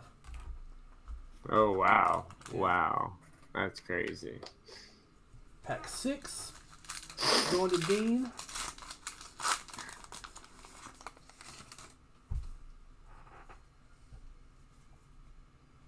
Ryan McKenna. Brennan Lau. Here's a Robert Ramos, black and white. That's probably a pretty decent card. The black and whites are short. Dane Dunning. I'm in. Oh, you just got on that Contenders first off the line basketball? There you go. You need redemption. Nice. 7 to Stephen Thomas.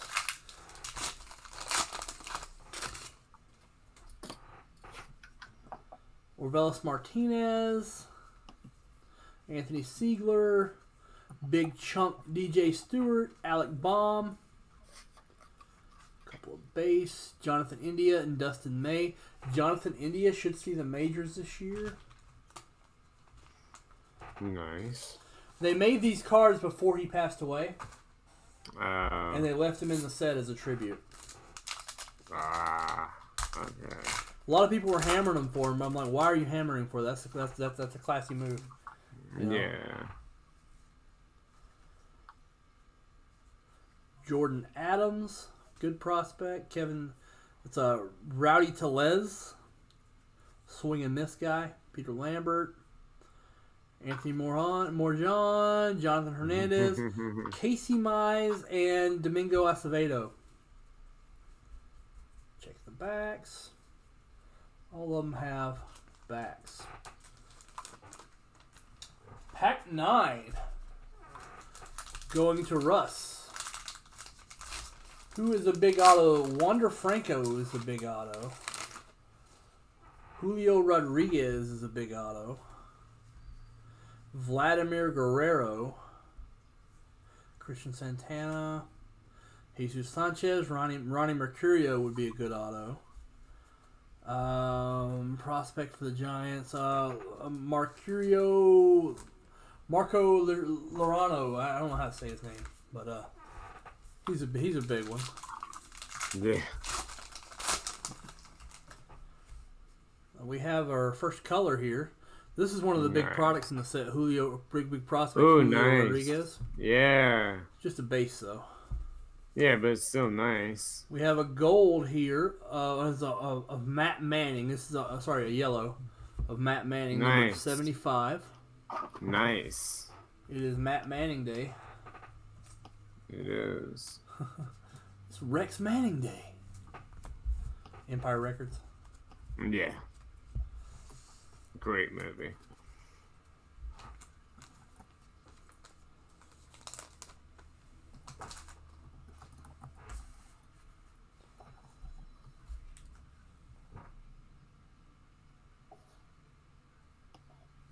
Pack 11. Forgot what pack I was in. I am interested in the base of the big three. Vladimir, Alonso, and Tatis. I don't know what you've hit, though, so if you want to tell me. Especially interested in black and white. Here's a black and white of Corbin Burns. Black and whites of the bigger guys. Here's Marco Luciano, who is one of the big autos in the set. There's his base chrome. Marco Luciano. Also base of Wander Franco.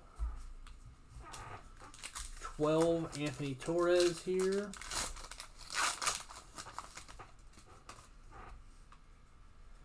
Louis Urias, who has a new... Oh, look at this. Back-to-back Urias. Followed up by Yordan Alvarez. It's a pretty good-looking Yordan. We'll sleeve that. And we have a blue here that's kind of sticking. Oh, the blue's a nice one. The blue is Victor Mesa, the younger of the two Mesa brothers. Blues are numbered to 99. Yeah, that's what I was looking at here. Trying to watch this and catch all these. Victor Mesa. Beautiful looking cards, man. Yeah, they are. I like it. Like I said, watching these yesterday made me go out this morning and look everywhere for a box. Like just watching it. And you couldn't find it under like $160 on eBay.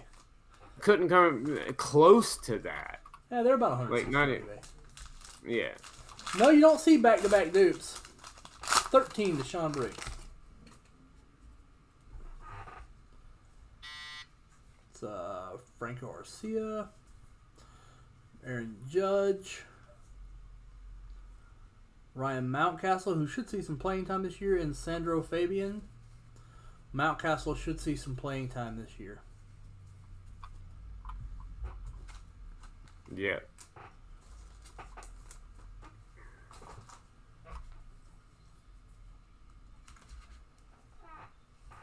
Pack 14 to Anthony Torres. Josh James. Zach Greinke. Christian Santana. Oh, a black and white of Zach Greinke. The black and whites are an estimated 250 copies. Mr. Ruiz, good slash hitter, good prospect. Jonathan India rounds out. Local LCSs would not have this product. This was an online exclusive. It never got to distribution. So unless they did what we did and hit up retail on Topps' website, they don't have this product. We had this product because we hustle. Victor Mesa, Paul Goldschmidt, Wander Franco right there. We will sleeve that up. Yeah. Wander Franco coming out at 15 to Dean. And, oh, this is nice. Marco Luciano's a nice pack. Marco Luciano refractor. Not auto, but just a 199 refractor Marco Luciano. Good looking card of Luciano. The refractors are really nice. And a well-centered Wander Franco.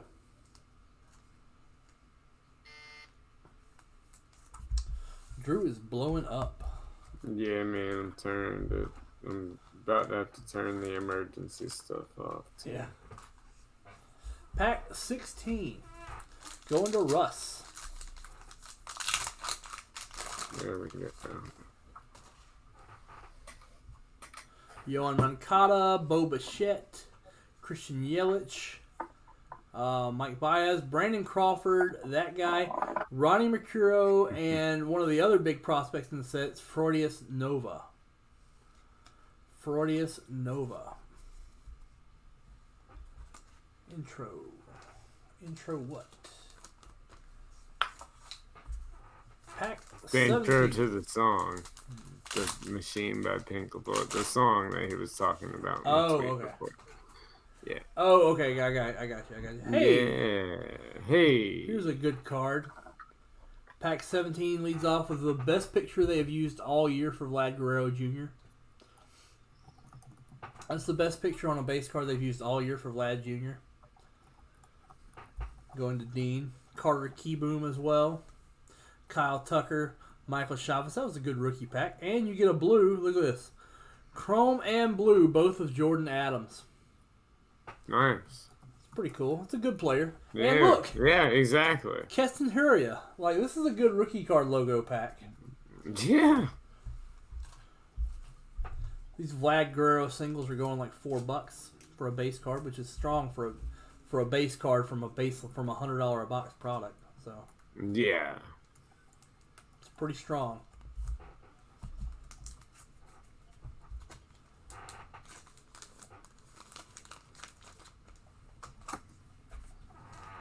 Go.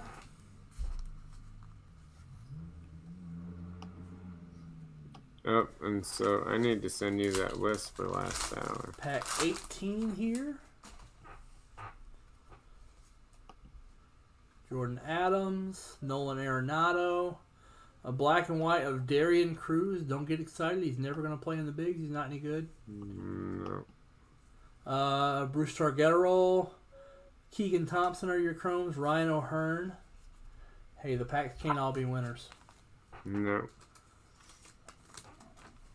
Alright, so I sent you the list, and let me know when you're ready for your next question. 19 going to Dean.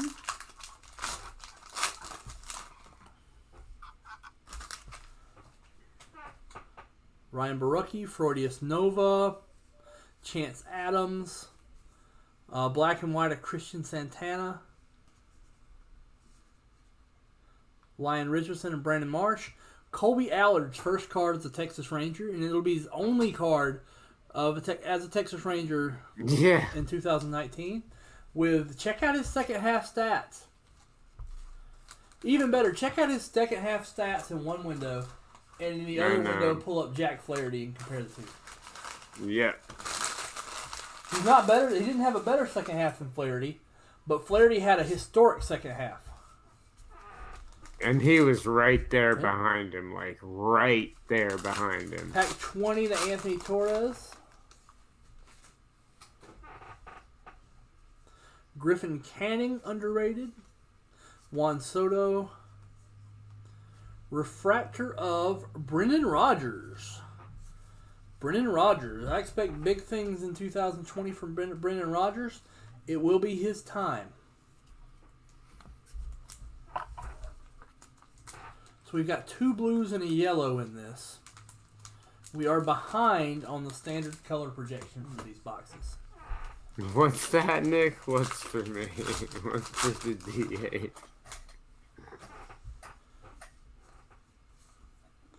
Ian Anderson, Taylor Ward, Alec Baum, and Brent Rooker. This box is going to lull me to sleep, man. I know. Such strong boxes before. Watch the auto be fire, though. Yeah. Exactly. Josh James, Victor Mesa. A black and white of Francisco Arcia, who saw significant playing time in the majors. Aramis Edmond, and I believe that's Jonathan India. No, it's Lyon Richardson with the chromes.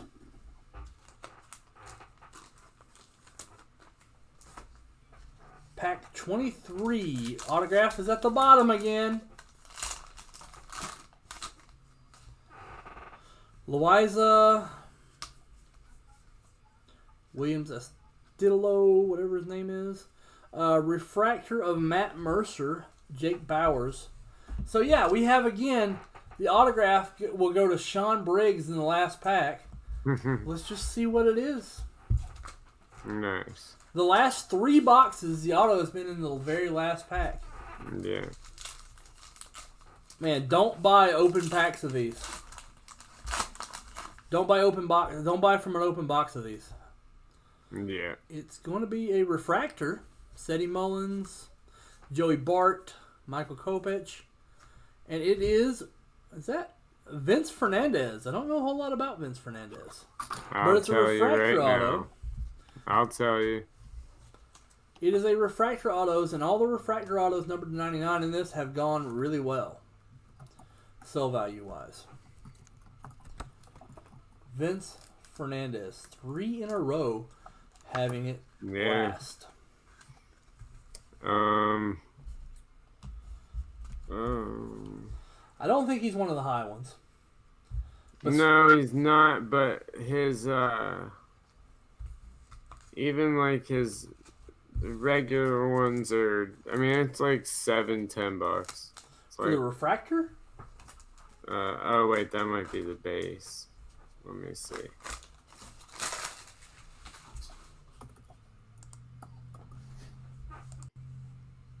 Okay, yeah, you're looking at about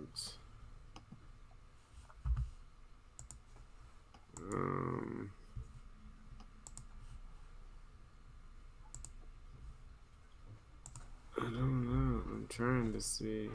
There's not too much on him. I don't think a lot of his stuff is sold yet. Or at least his stuff out of 99 hasn't sold yet. All the ones listed are listed for $15 and $16. One is listed for $8 plus 5 shipping.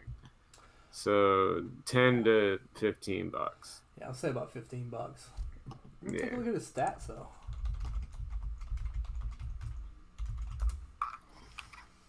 One of the weaker autos, but at least it's a parallel.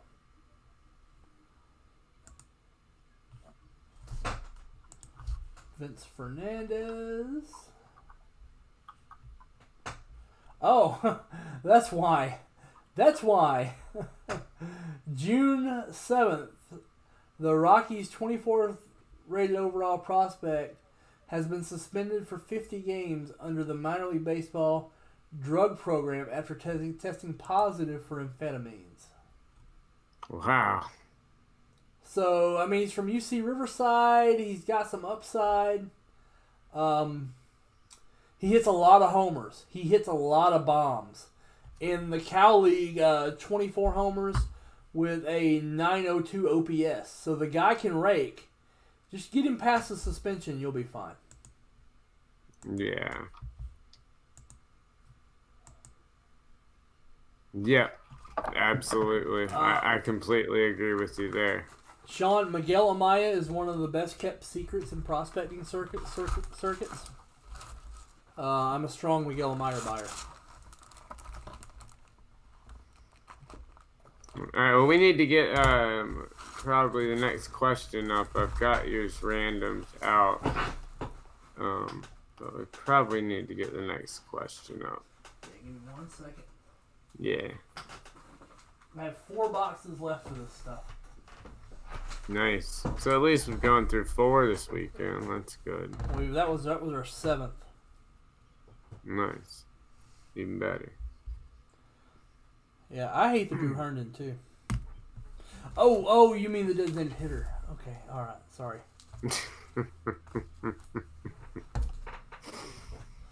All right, so let's get this list in. I will add Brett Tippin to it if he's not already on there. He's not, because I already sent it. I sent it it before he commented. Okay. I will add Brett Tippin. Not a problem. Did I stop record? I stopped recording.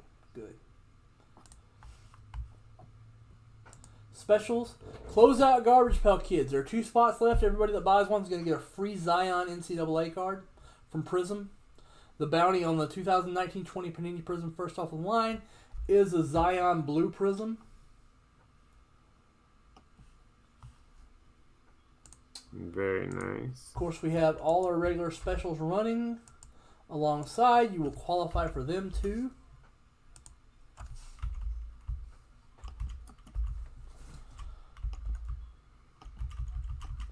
I am on prednisone right now, and it is making me have to pee a lot.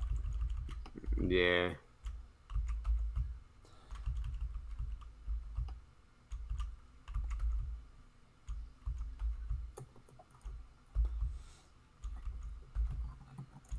treating an injury in a way that is not approved by Major League Baseball.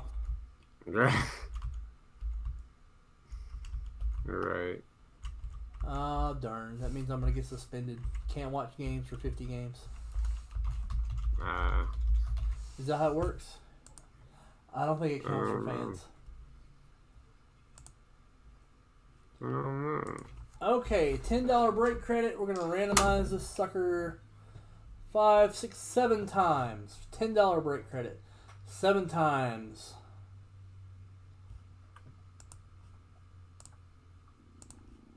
One, 2, 3, 4, 5, 6, 7. Russ, you just came up roses on that, man. Yeah. You got double dipped. You're getting an extra break credit. Russ, go buy a lottery ticket. Yep. Alright, and so since we only have about half hour left on this one, we'll let it go a little longer. But, Chris, I figured, for this one, we would go... why don't we go with, what card, since we are in a new year and everything, what card are you chasing in 2020? What single card are you chasing in 2020? Or do you have one? Yeah, I don't know is a perfectly good answer to this question. We just got a personal box of this stuff opened. Nice. Jeff Franklin wants a personal box. Nice, Jeff. Smart, bro.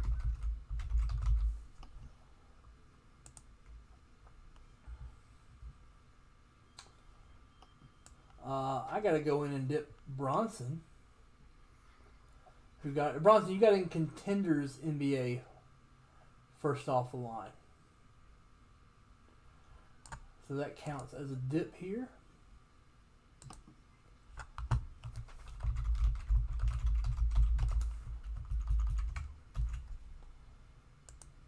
It says Contenders is full. Bronson just bought in. I don't have it here, so I can't break it regardless. You do have it here? No, I don't have Contenders here. Well, it's full.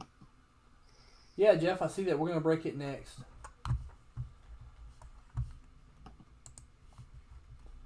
I'm dipping you right now.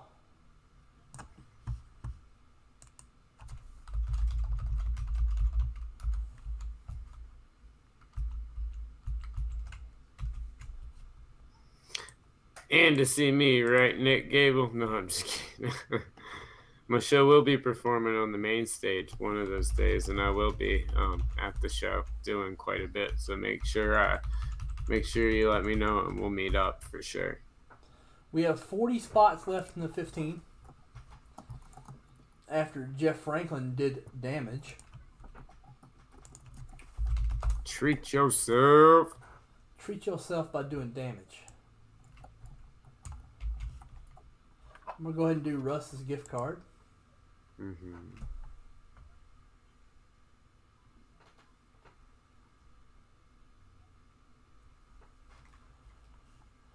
Let's see.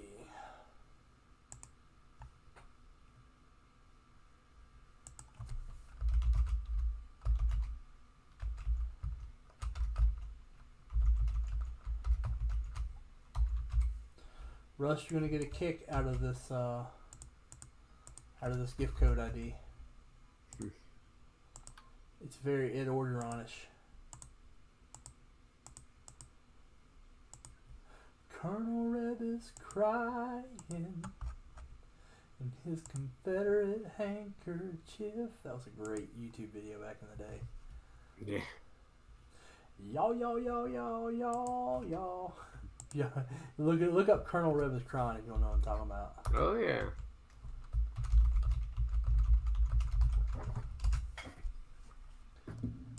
There you go, Russ. In your inbox.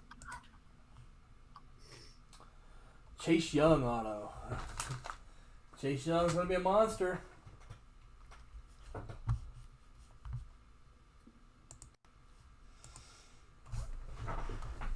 People were calling him the best player in college football, though, with Joe Burrow doing what he's doing, and I thought that was like lunacy.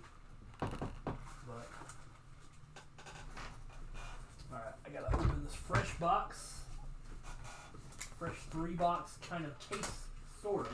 It's not really a case; these really weren't sold in cases. They were sold in 3-box lots on Tops.com. Yeah.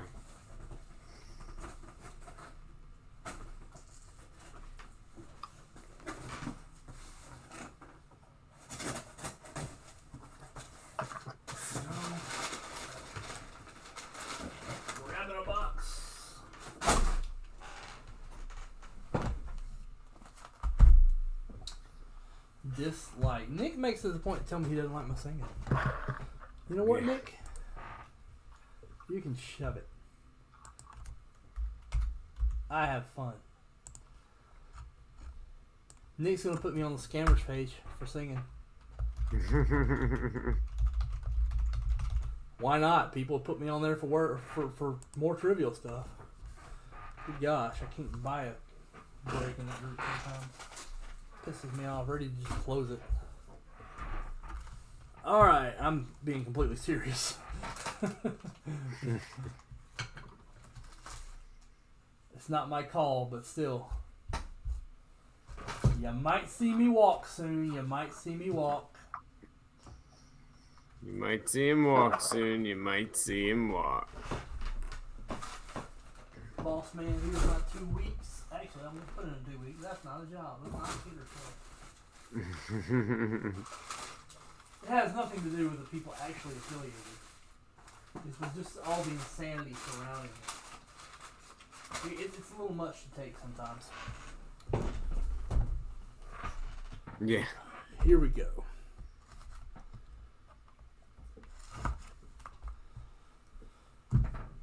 Take this dislike and shove it. I ain't breaking here no more. I am breaking here. This is what I do. I do this for fun, man. It's what I do. We'll continue to chase Wonder Franco. You want to chase this Wonder Franco Fogel? Absolutely. You can buy it from me. I'll sell it to you. For eBay minus fees. Right. I'm reasonable. I'm a businessman. You're a businessman. Let's get something done. Yeah. Jeff Franklin. Jeff Franklin personal box. As long as we don't see pigs fly. I seen an elephant fly. I seen a rubber band. Freudius Nova. Black and white of Chris Shaw.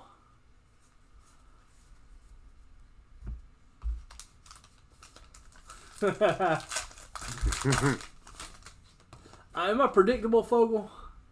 Chance Adams. I'm a salesman. Juan Soto. Ian Anderson. Alec Baum. Big Lucan Baker. This is big swollen, this product. Woof. Yeah. Woof. That guy likes cheeseburgers. So do I. So. Get you some cards. We want to get you some cards there. Forrest Whitley. Christian Daniel Lugo, Dawel Lugo, not Christian Santana or Christian Stewart from Twilight. Danny Jansen.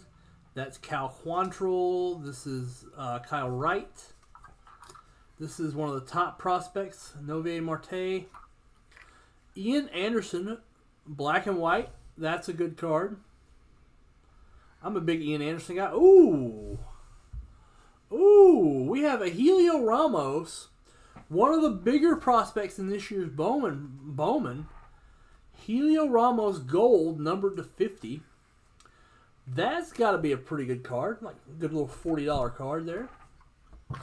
Yeah, yeah, it does. Helio Ramos, Mm-hmm. That's a good get for you, Jeff. Yeah, it is. That's a very nice one, Jeff. I think Kyle Wright has good upside too, but he's still a pitcher, and most pitchers are meat. Here's a wonderful looking Pete Alonso. Well-centered Pete Alonso. We'll sleeve that one for you. Bryce Wilson, Anthony Siegler, Julio Rodriguez, who's one of the big money autographs in the product. Yeah, big time. It was a nice Julio. Mm-hmm.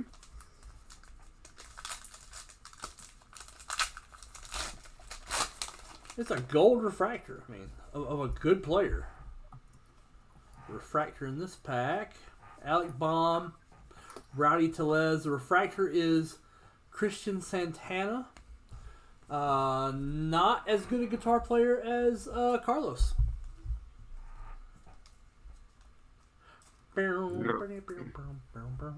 Christian Santana. Let's go ahead and sleeve up this Pete Alonso.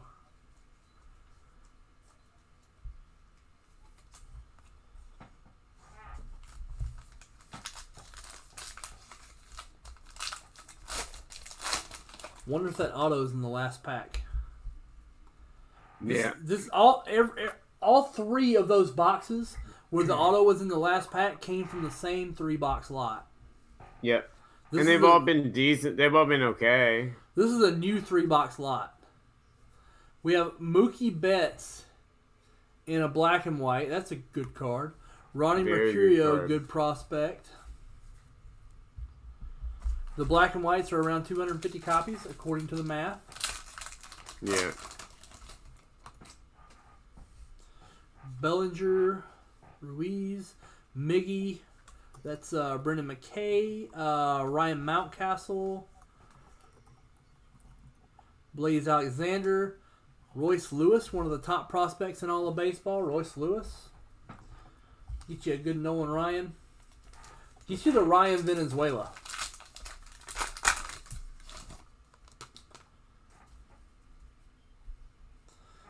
Yeah, Brett, we just hit a chrome of a Royce Lewis here. Kershaw, Puck, Colton Welker, Nick Madrigal. Colton Welker. Nick Madrigal is the unfortunate side effect of having a loaded roster is there may be no place to put Nick Madrigal. Nick Madrigal gets more balls on barrels than anybody in the minors right now. Yeah. Ozzie Albies. Yeah. Another Julio Rodriguez. Refractor of Cole Tucker.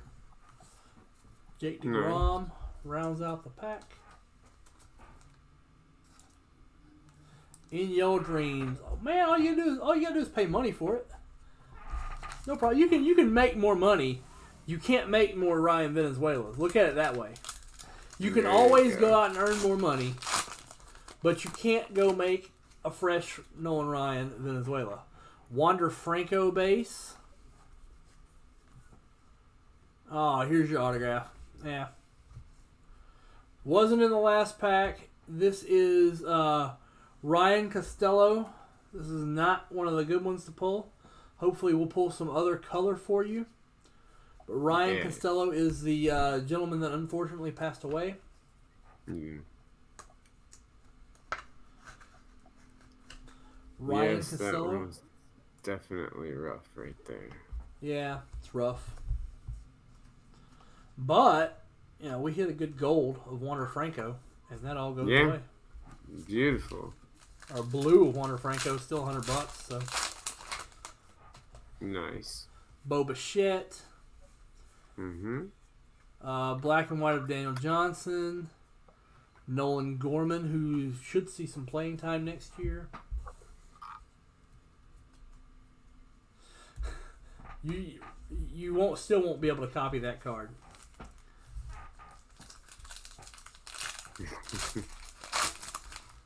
It's harder than you think. Will Myers, Christian Pache. Oh, here's a nice Fernando Tatis. There's so much value in the base set here. That's one reason why I love it. Just there's so much value in the base set. Refractor of Dustin May. Like it's got some of the easiest grading base cards of the year. Yeah. Yeah, that it does. Tatis. So you have in this box a Tatis, a Wander, and Alonso. I thought we hit a Vlad too, didn't we? No. Congrats, Heather. That's awesome.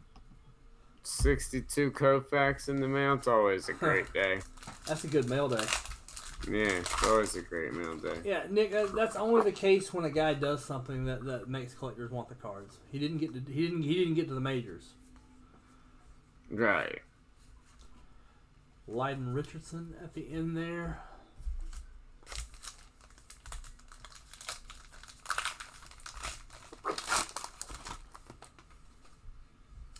Blake Rutherford. A black and white of Lyden Richardson. Victor Mesa. Colby Allard there at the end. Yeah, nice.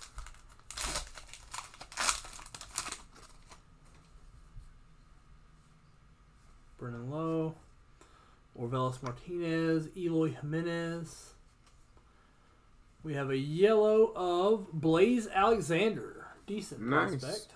Yeah, solid. Blaze Alexander. I gotta find more penny sleeves. That's another thing I'm in desperate need of is supplies. I'm running so low on everything because we kind of underestimated, first off, the demand for this Bowman product. Mm-hmm. Second off, the amount of supplies it eats up. Yeah. It mows through supplies. Some penny sleeves. I know I have a big stack of them. Yeah. I'm sure.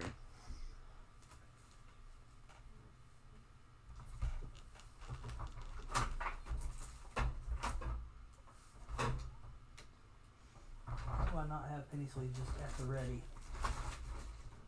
I'm bad. You're bad at what you do, Chris.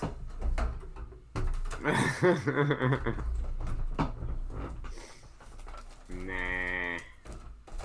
Yeah.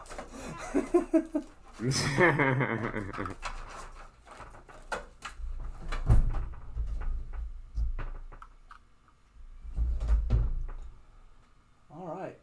I'm truly out of penny sleeves. I have a backup plan. What's that? I penny sleeved up a bunch of stuff earlier that we will be unpenny sleeving. There you go. As needed.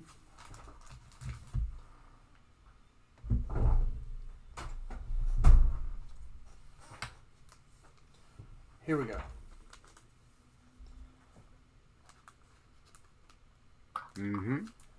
Remember, guys, got about 20 minutes left now. So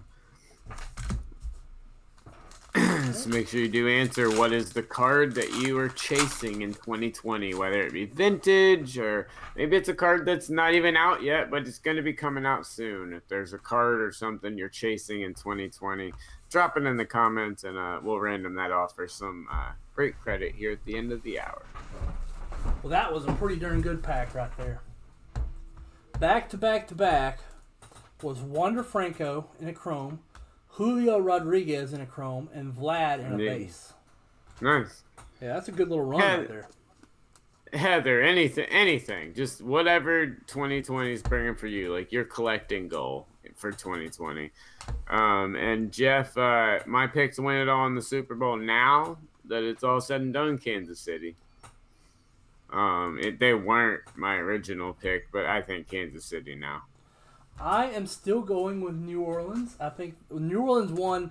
What you guys don't realize is that New Orleans won the Money in the Bank ladder match.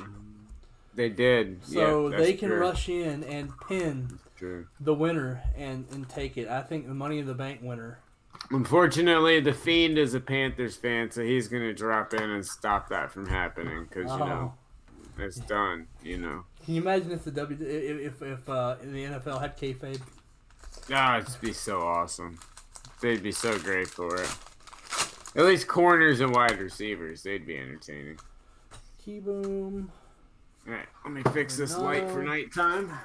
Andrew Kinsler, black and white. I haven't seen a real monster black and white yet of like Tatis Alonso or one of the big guys. Patriots. We have a yellow here of Brock Burke.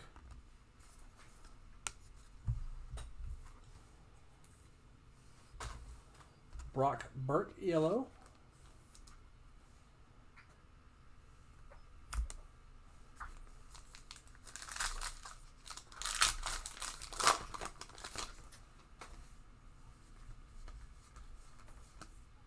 Victor Mesa. Here's a good black and white.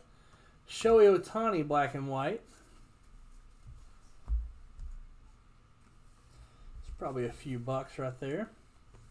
You just get so much stuff in these boxes.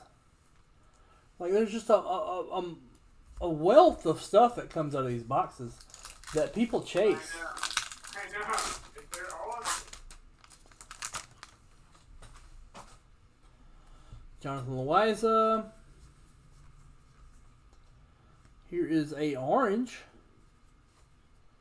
The orange is of AJ Puck. Why can't you be Wander? You need to go back and learn how to be Wander. AJ Puck orange. Every box of this has great color. And it's a situation where the product is so short that the color will hold value. Yordan Alvarez. So you've hit all the big name base cards, which to me is important because my strategy when I open product is to get enough stuff to send to PSA. I love taking a base card and turning it into a $30 card. It's real easy. Darian Cruz, Michael Kopech, Evan White, black and white. Royce Lewis and Franklin Perez on the chrome. We won't have last pack autograph because we've already had the autograph. Victor Mesa. We do have, hey, this is a good one. A yellow of Dane Dunning. Dane Dunning has drawn comparisons to Jake Peavy. Yep. And this is a yellow numbered to 75.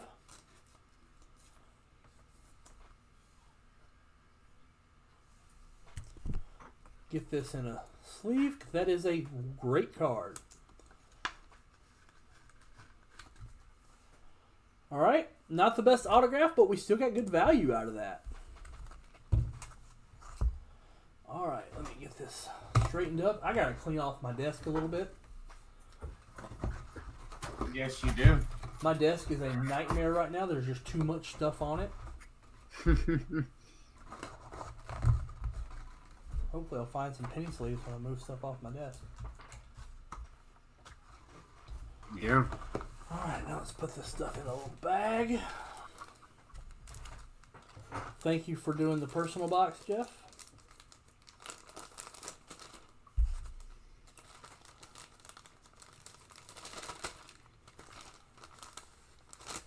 We'll get this stuff out to you. Sandy Koufax is a good guy to chase. Yeah, absolutely.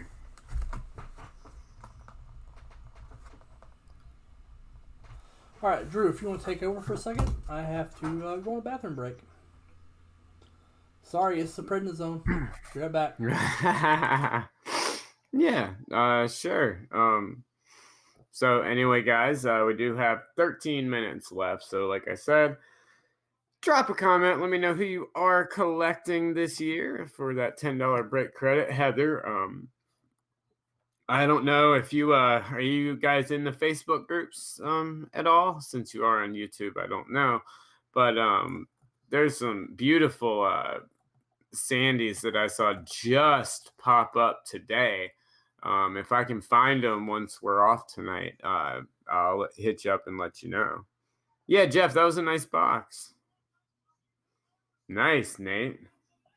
My personal goal is Bryce Williams, the guy whose cleats I have over here from his mom's wall.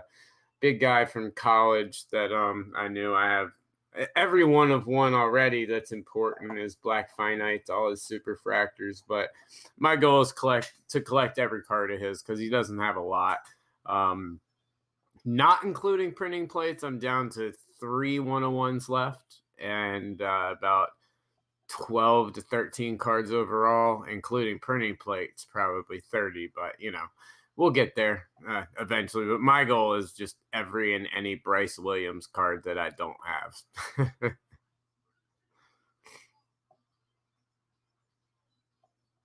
Nice.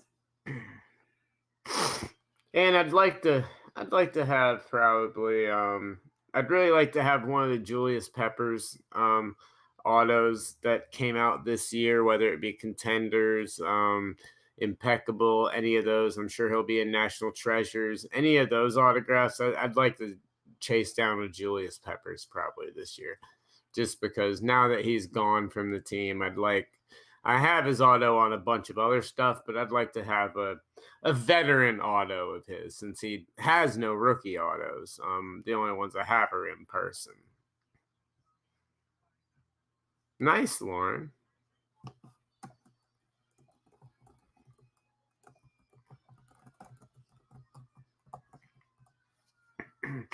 And like I said, guys, if you don't listen to Let Me Get That Podograph and you do check out podcasts, this week is going to be a lot of fun. I just talked to Brian. Brian Gray from Leaf will be on the show. It's going to be a great conversation, a lot of fun, some pretty crazy stuff talking about, I'm sure, as we've had our back and forth, to say the least, over the last month or so. But it should be a very entertaining interview, to say the least. So definitely check that one out for sure. It should be coming out on Wednesday. Nice, a 55 Clemente. Man, y'all are chasing after the big boy cards. I wish I could. Hopefully I can. But, my other goal is I have a couple of other goals. Like I do want to finally get a couple of vintage cards in the collection. And I do want to get, even if it's a real cheap one, even if it's just the most common there is, I want a graded T206 just for the collection. I don't care who the player is, but I do want that just so I can show Jude as he's finally getting really interested in the history of cards. Like I opened up all this stuff and showed him all these cards right down here from the 90s. And he was just so blown away. And I was like showing him today, and so I'd like something from even farther away to show him. We went from like these type of cards and this type of stuff, and just to where we're at nowadays. And I'd like to have a couple of vintage, and especially the 206, since that's kind of the set that started it all. So probably that would actually be one of my biggest go afters.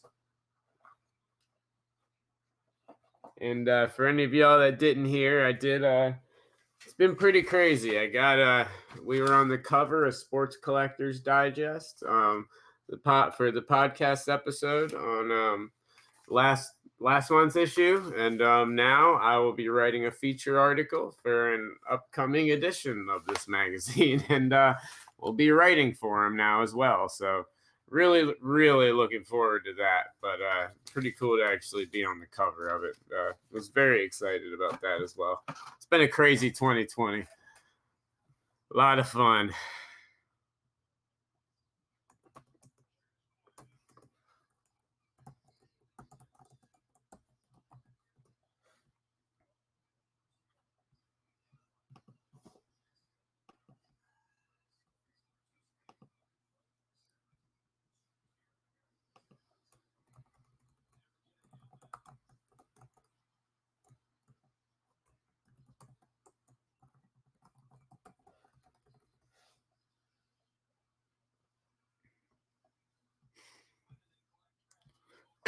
All right, so with everybody, while we're talking, just something I was curious about. When you guys see blockchain and StockX jumping into, Panini doing blockchain and StockX jumping in with Topps with an IPO. What does that make you think about the hobby? What do you think's going on there? Is this good? Is this something we should be concerned about? What do you think this is good? Their influence and the influx of non-traditional ways of collecting is gonna, what's it gonna do to the hobby?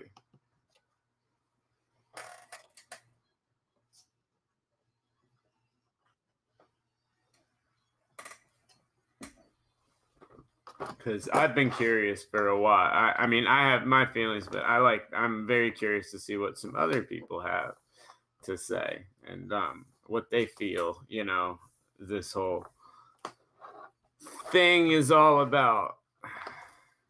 Yeah, I mean, what do you think will catch on? The blockchain part or just like everything in general, like the StockX stuff, like you don't think any of it does? Which is, that's definitely an opinion, and that's definitely a possibility that could easily happen.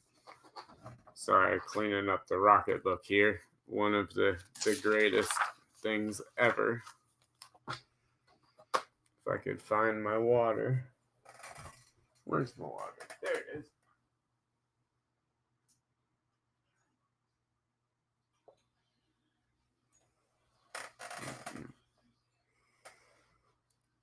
Oh, the blockchain in general. Yeah, I don't think the blockchain stuff in general with Panini, that's something I really do not think is going to catch on. I think a subset of the community, some of those super, super high-end investors may catch on, which could have an adverse effect on their higher-end stuff, is these guys that chase those logo men's by buying cases of national treasures and stuff and spend that 40, 50K on that type of stuff. They may just end up going and buying the blockchain versions of the cars. So that right there, I could see it lasting in that kind of spectrum, if you will.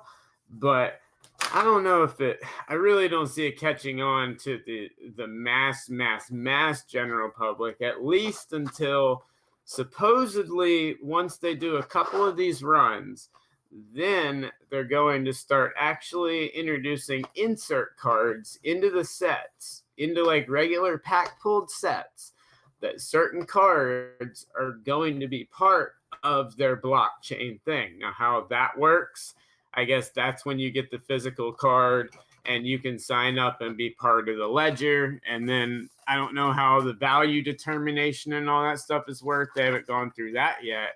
But it brings some really interesting stuff to the market.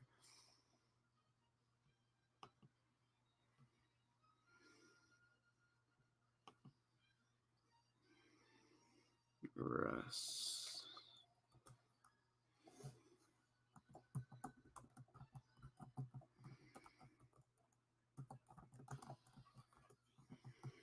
Five minutes left to enter and what you're chasing. Oh man, a high gloss Young Guns, Brian. My type of collector right there, my man. Dude, I lost out on a Sakic 1/1 auto jersey, and it was just in the game. It was nothing cheap, but dude sniped me, and I had my bid put up super high. I'm having a feeling he sniped me just to relist it because it didn't go for what he wanted. But he went a penny over me, of course. But yeah, bunch of junk completely. But that's an awesome one to go after right there, my man. 100%.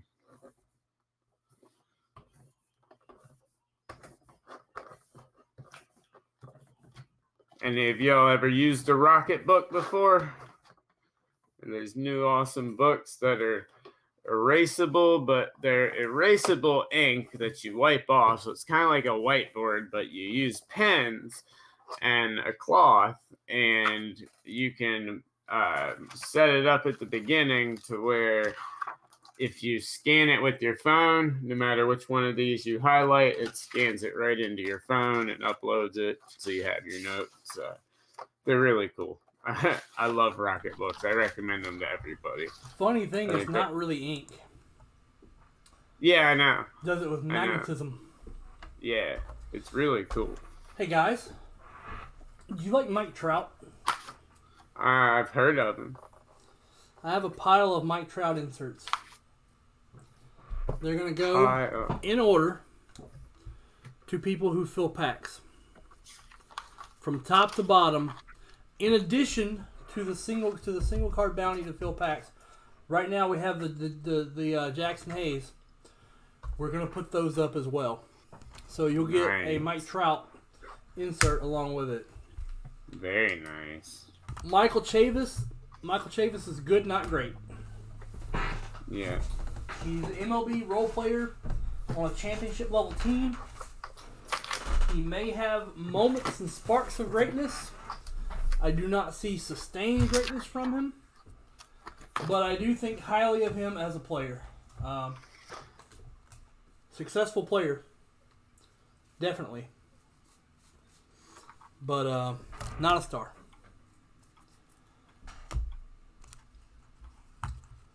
So fill those packs. Yes, absolutely. See if we sold John, what do you think about the guy Matt Wallner and Spencer Steer? They're both twins guys. First, I don't know that much about them. Oh, okay. First Trout goes to Jeff Franklin. Bowman Sterling continuation program.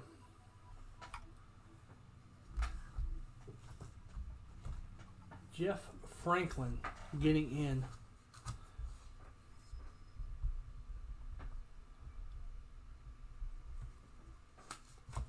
No problem. Thank you. This show is nothing. This show is just me and Drew just sitting here chatting, if not for you guys.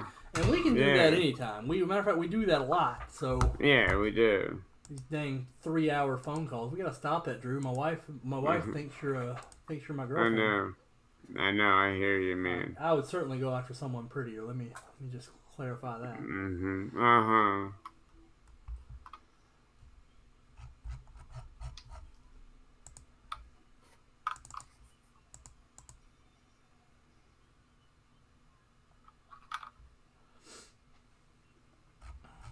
I shipped out my Tatis Red. I'm sad. Nice. I cried a little bit.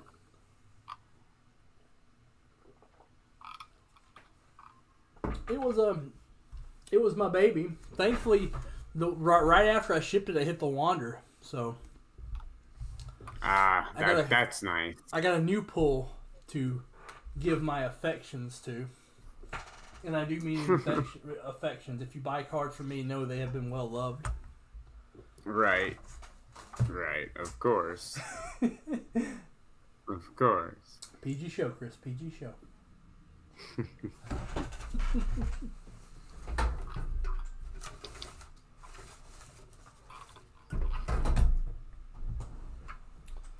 So if you hear some rattling, know you're here rattling because I'm rifling through desk drawers, desperately seeking a pack of penny sleeves that I've got tucked away somewhere.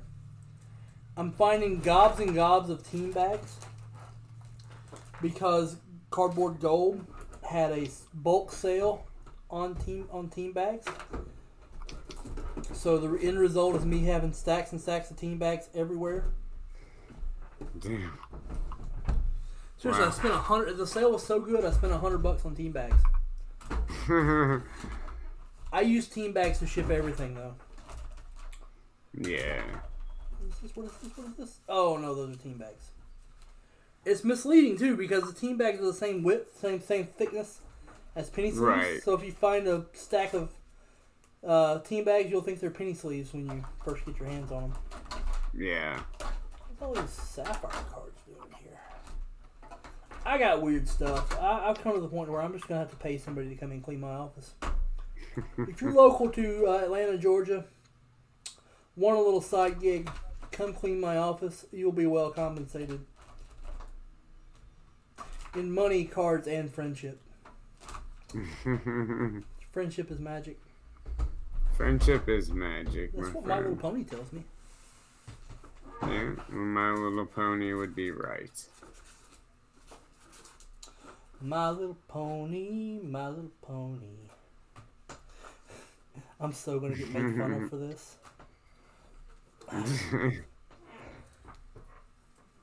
You know, when you find a card that you think you lost because you're looking for penny sleeves, that's a great feeling. I thought this card was gone. I thought I shipped it out to somebody by mistake. And here it is. It's a good one. It's a Drew Waters Chrome Refractor Auto. Nice, yeah. 17 draft. That's like a $100 card that I thought I was just out of because I thought I shipped it to the wrong person. I didn't sell it, but it wasn't here, so I thought I shipped it out by mistake. Alright, well, list is coming over to you now. What list? Huh? What list? The question. What are you talking about? The question of the hour. Man, we don't give stuff away here. Didn't you get the memo? Yeah, I just I didn't listen. I didn't pay attention to it. Proper answer is shut up, Gilmore. Yeah. Yeah, I'm gonna need you to go on and Yeah.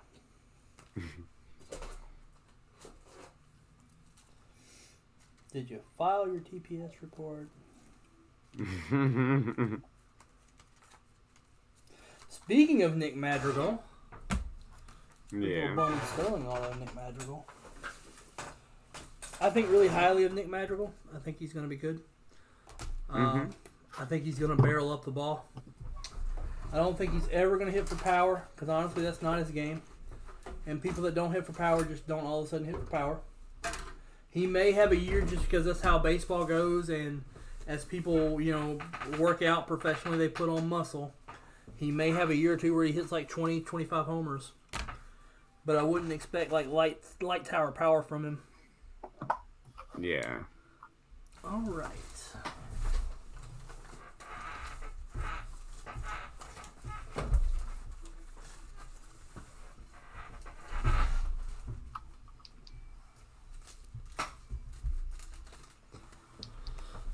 Who wants to come clean my office? Dead serious. Check the chat. No, I was looking for. I was searching for something. Something I lost. Something I'd never lose. Something somebody stole. And even though I know the river is wide, I walk down even and stand by the shore. One of the worst Billy Joel songs ever. Yeah.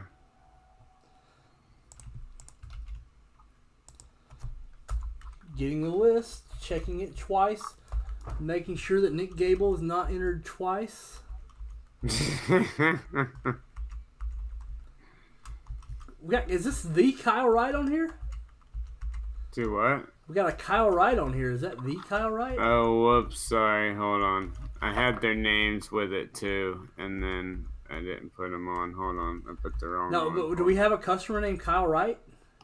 There's the Braves prospect, Kyle Wright. No, it's... I don't think so. There's your buddy Brian Gumto. Top or bottom? Where was it? So I have to search. You got... No, I'm looking at it. I got it. I swear. No need to swear, dude. Family-friendly show. Yeah, that's true. I'll tell you. You keep going for a second. Alvarez, Bichette, Lux, and Robert. Yeah. I like that rookie class. I don't know if they'll equal what we had last year. Last year we had a rookie smash a record, I don't think that's common. All right. Hold on, almost found it.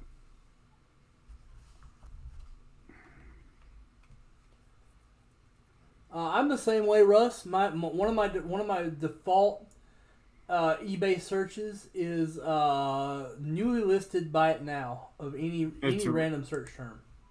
Just take it out because I did something. What I did was I put Rick's Rookies dash Kyle Wright, and then I didn't delete Kyle Wright. Yeah. Yeah, so. Rick's Rookies said Kyle Wright. Yeah. Gotcha. So, yeah. Because I delete who they said before I did it. Somehow it slid up a thing. So, yeah, that's what it is. I'm looking at it here. We are going to randomize this now. Cool. Apologize for the wait while I've had to get my stuff together, guys. Yeah. 6, 7, 8 times. Good luck, everyone.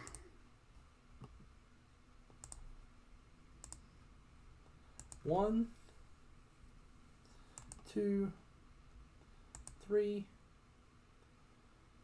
4, 5, 6, 7, 8.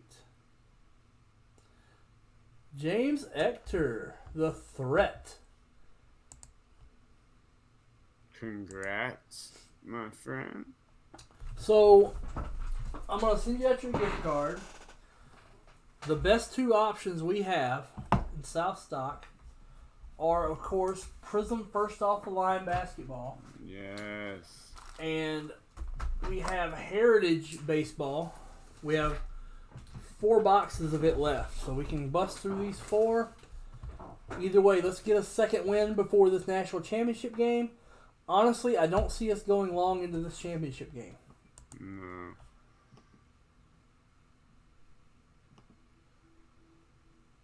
Yeah, I think it's good he missed it, though, Steven. We really needed him in 2020 products as a rookie logo.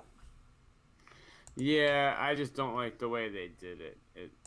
It drives me crazy the way they did it, but...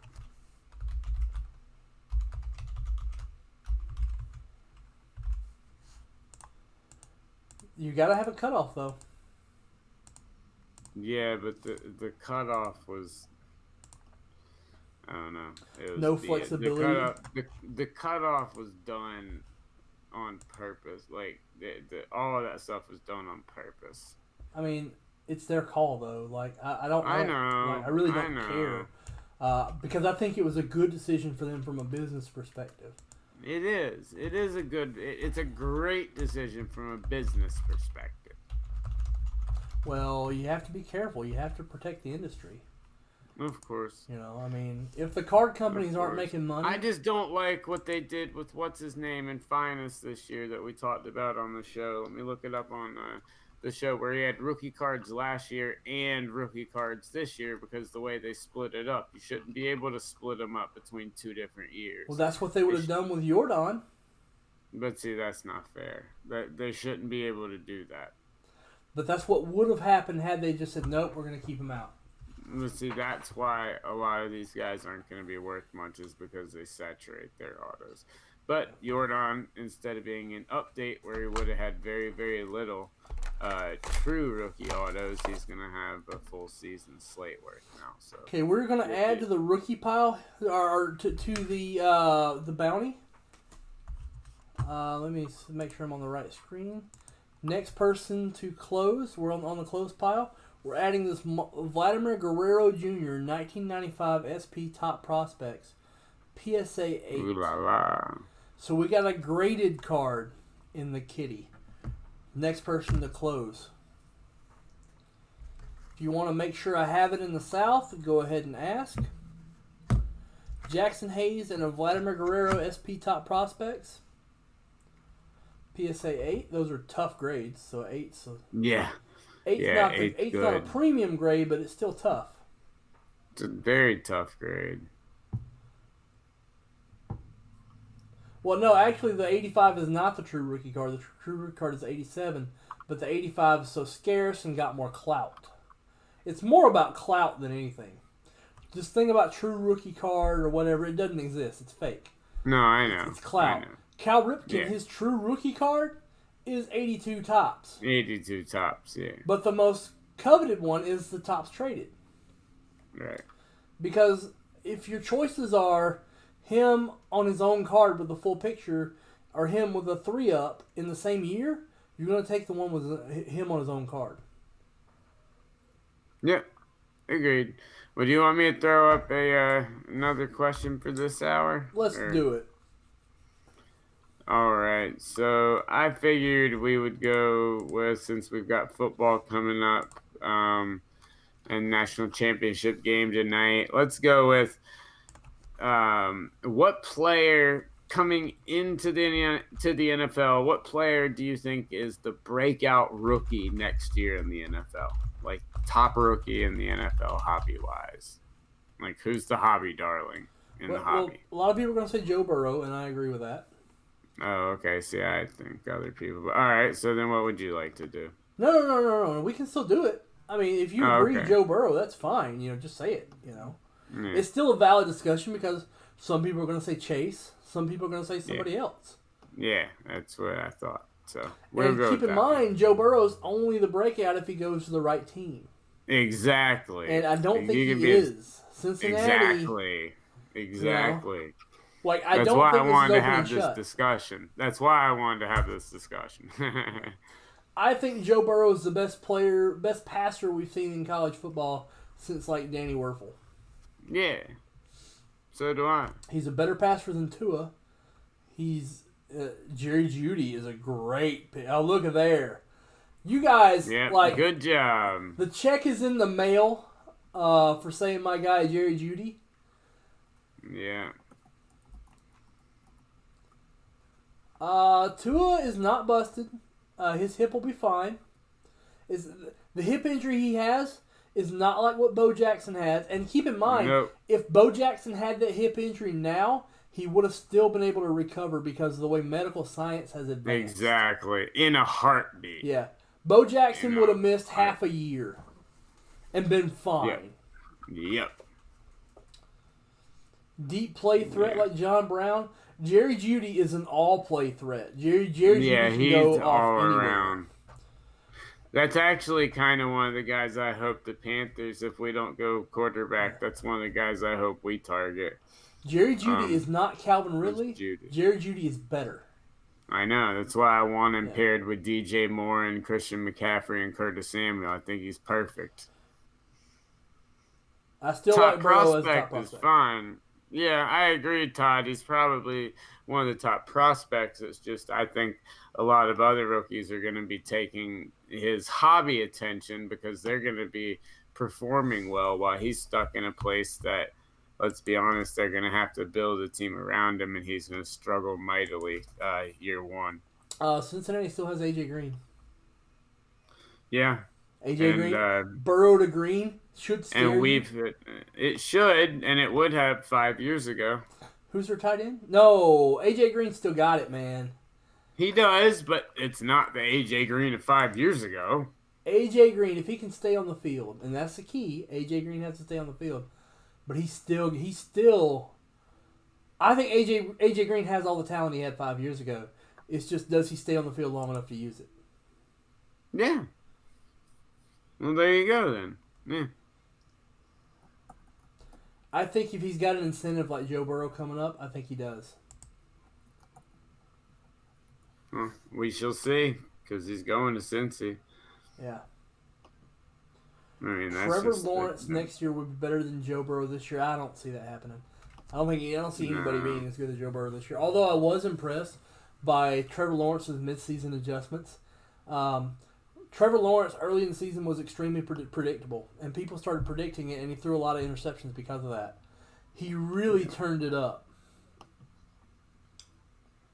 He would be nobody's number one this year over Burrow. Nobody in the history. Andrew Luck is not number one over Burrow. If you put them in the same draft class. Not even Andrew Luck. Joe Burrow, and I know we're like, you're in the moment. No. Analyze Joe Burrow. Look at the throws he makes. Joe Burrow is the best college football quarterback I've ever seen at leading receivers. Yeah, I'll agree with that. I've watched a lot of film on him since then. Leading receivers, the kid's on another level. I'll give you that. Yeah. He's better than Tua. He's better than Andrew Luck was at Stanford. He's better than Marcus Mariota was at Oregon. Yeah. And these are some big-time college football names. Yeah. He's big time. He might not be better than Cam Newton at Auburn because Cam Newton at Auburn was special. Right. Yeah, James, I don't think the Bengals can keep anyone on the field. Can keep their offense on the field. Their defense is going to be on the field the whole time. So yeah, James, did you get your gift card? We sent you one in your email. We've got Prism first off the line. We got Bowman Heritage, 2019. Pop in there, Phil. Next person to fill gets this stack of cards that we're accumulating. This Michael Jordan top prospect, Jackson Hayes. I'm going to up the ante with the cards on my desk. Using only cards on my desk. Very nice. This is how we're going to get rid of them. I'm going to add in a Jack Morris rookie. 78 rookie pitchers, Jack Morris. Nice.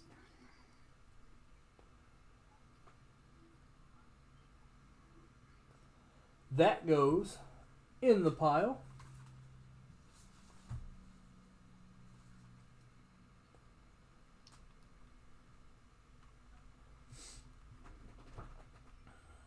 Yeah, I don't think Trevor Lawrence is in Joe Burrow's league. Talent-wise, I don't think he ever gets there. And the thing is, I'm in the minority here. I really appreciate what Andy Dalton did. Yeah. I really appreciate Andy Dalton. People want to bag on him. Andy Dalton had a fine career. It's just over. Yeah. Yeah. Absolutely. So, promos. We have our $15 special, which has about 50 names left in it. It is a Nolan Arenado PSA 10. Or PSA 10. The Bowman rookie.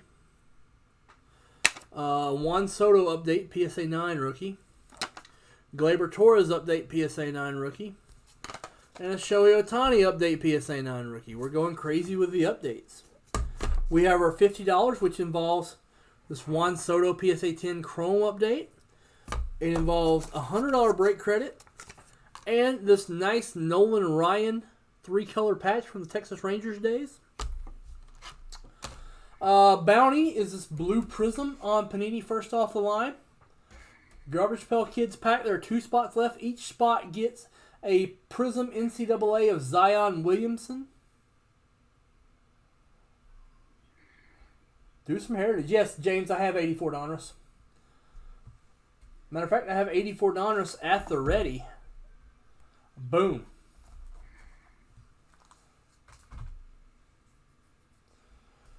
Burrow will be in. Come on, Freddie. On ESPN 3 years? Mark Sanchez had holes in his game. Yeah. Joe Burrow does not. Mark Sanchez ran a very basic offense. Joe Burrow is running a complex offense. That offense takes a thinking man. I'll agree with you there. Joe Burrow may play in the Pro Bowl next year. Wow. Now, I'm not saying the Bengals will win because there's the Bengals. Right, yeah. But Joe Burrow may play in the Pro Bowl. That's my bold, hot take. That is hot take. Hot take. That is my stone cold lead pipe lock of the century of the week.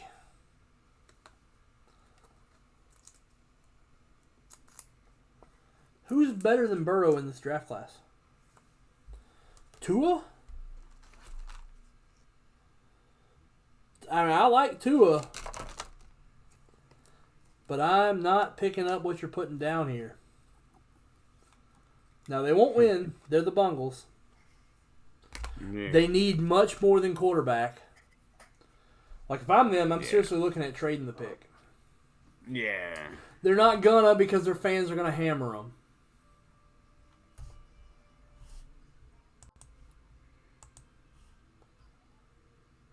Chase Young is the safest pick in the draft. Chase Young is a day one Pro Bowl candidate like a Bosa brother.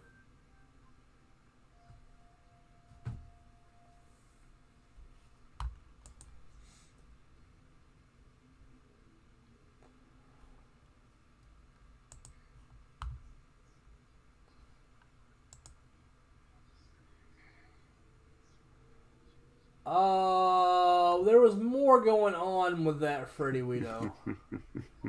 Sometimes you got to have the right quarterback in the right system. And it's not that he couldn't make it. It's just that they wanted to play Haskins. Exactly. Haskins was coming in as an incumbent. When you're sitting behind someone like Haskins and you don't beat him out to start, first off the bat, and he comes in and plays well, you're not getting that job. No matter, unless he just completely falls off the map. It takes a lot to get a coach to switch off a quarterback they've had success with. Absolutely.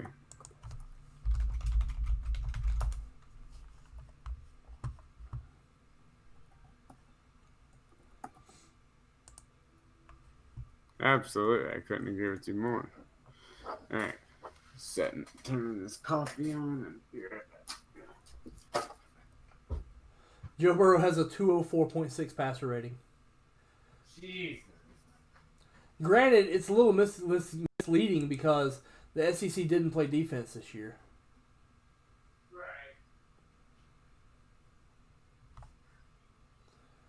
Right. Zach Bond and Chris Orr are absolutely underrated players. Wisconsin had some fire this year.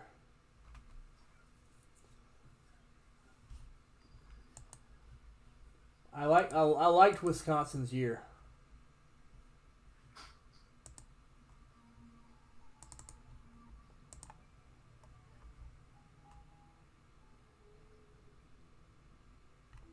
All right. James has closed us out with a personal pack of 84 Donruss. James will get the Pile trademark, the gaggle for James. He gets the Jack Morris, Jackson Hayes, and a Vladimir Guerrero top prospects.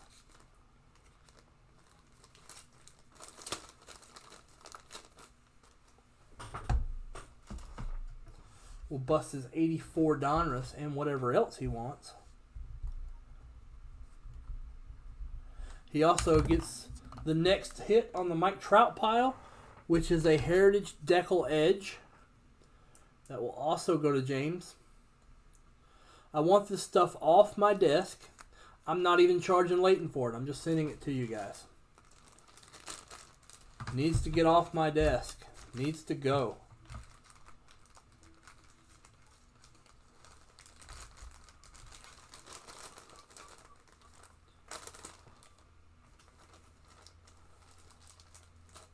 Go. James Ectors.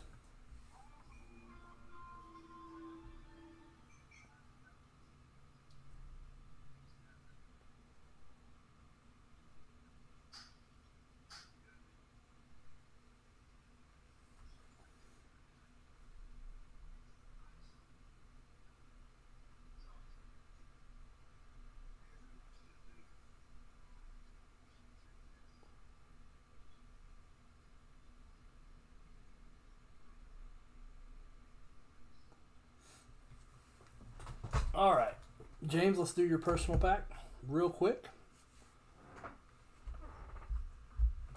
Let's see that Mattingly.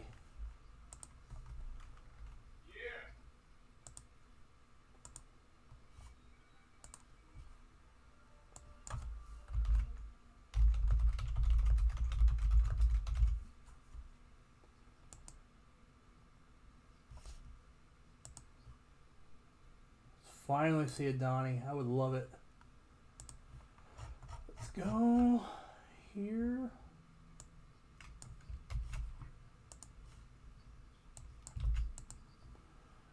All right.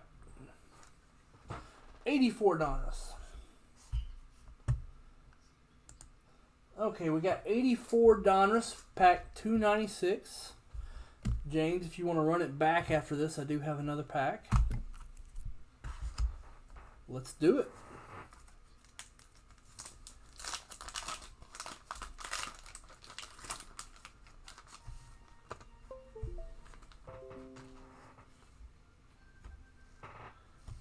Card 1, Tom Underwood.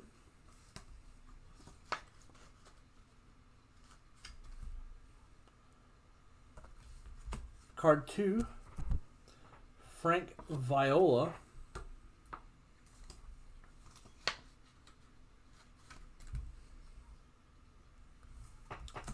Card 3, George Hendrick.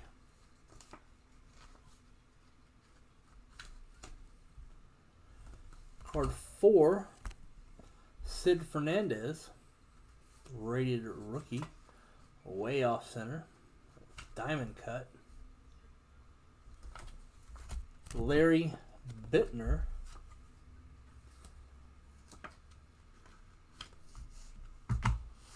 Yeah, we are a long time coming on Mattingly's. Larry Bittner. Scott Fletcher. We need to put out an APB on Don Mattingly.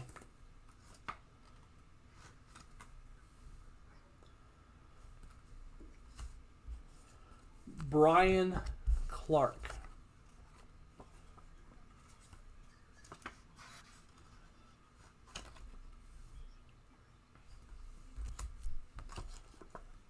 Steve Garvey.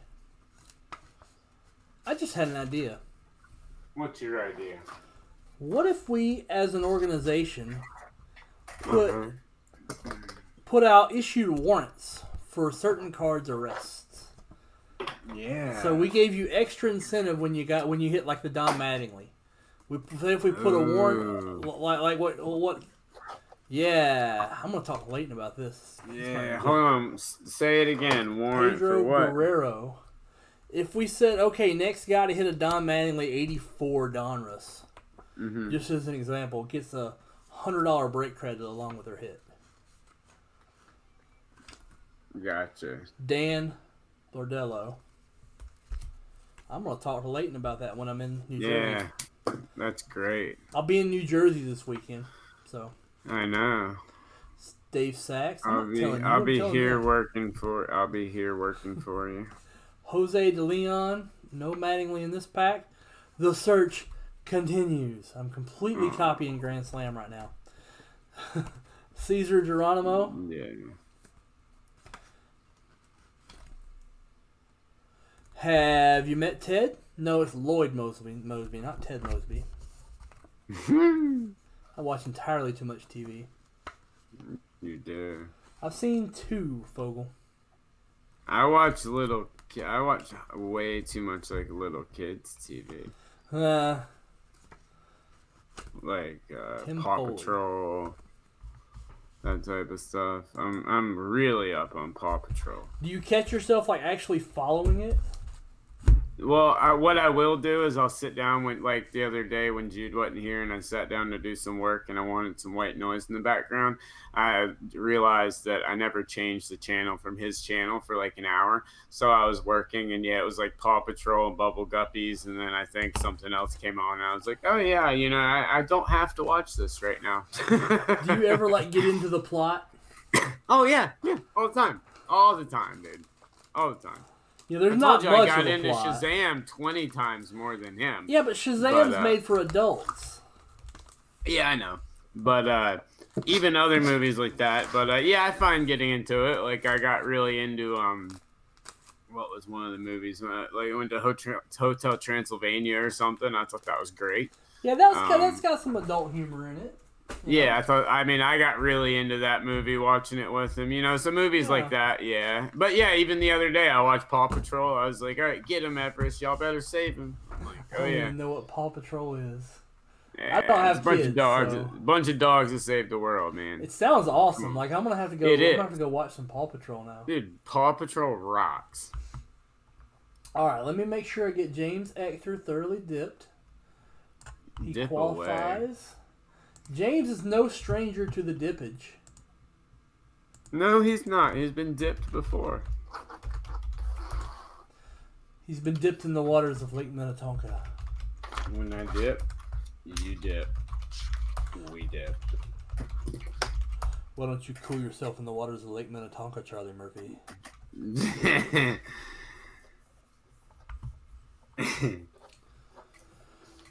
All right, we have the Bowman. We have the first off the line basketball. It is your world, dog. Step in and grab you something. Treat yourself. They're gonna be big though, James. Here's a question. They're gonna be big prizes. Here's a question for y'all. Yeah. For my interview with Brian Gray, I've got a lot of stuff I want to talk to him about. But you guys, as collectors, if you're listening to an interview with the owner and the man in charge of a card company, what are some things that you're interested in hearing about? What are things as collectors are curious about that maybe only someone that runs a company would have an answer to? And if there's any way, shape, or form I can get those questions in, I'd be more than happy to get those questions answered for you, because the whole point of the show is honestly to help get questions that you guys have answered. That's the thing though. Dave. It's crushing unless you're the guy doing the crushing. Yeah. Yeah.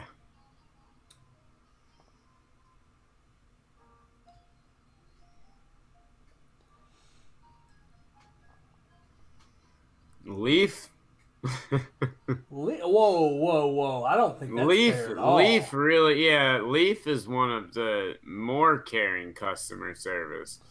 Now there are some companies that I would, maybe ask that to, but I don't know about Leaf there. If you ever have a problem with Leaf, send an email directly to the owner, Brian at LeafTradingCards.com. He will help you. Drop mine and Drew's name if it helps. I go back 15 years with Brian Gray. I go back 2 or 3. I go back 2 or 3, but I talk to him a couple times a month. I mean, if there's ever anything, Chris and I can help you in a heartbeat with Leaf. Yeah, a lot of you guys don't... Leaf. Yeah, the owner of Leaf, Brian Gray, is coming on Tuesday. Yeah. Tomorrow. Yeah. A lot of guys don't realize this, but Leaf's debut product underneath Razor Prospects in 2008 was focus grouped and released on freedomcardboard.com, my forum. Yeah, Panini, that's true of Panini. Leaf's got the head of their company out there rubbing elbows. Now, sometimes he does a little bit more damage than he does good. Because which is what we'll be talking about some tomorrow. Yeah. Yeah, he doesn't pull any punches, and if you're being unfair, he'll straight up tell you, hey, you're being a douche. He'll tell a customer you're being a douche right now. Yeah. But yes, Panini and Topps, honestly. If you ever have a problem with Panini, contact me. I can help you out with that instantly. I don't know if you saw recently that Ken Griffey Flawless that had the cleat that wasn't Ken Griffey's. It was really Aaron Judge's inserted in it. I had that card sent back to Panini, switched out with the right cleat, and sent back to him with 2 bonus autos, 1 Griffey and 1 Judge within 2 weeks. Yep. So, I mean, if you have any issues, let me know. I work directly with these guys a lot. I'll help you out. So, especially if it's something they don't want to be on, let me get that autograph for. Exactly. Because it can grow fast. Yeah.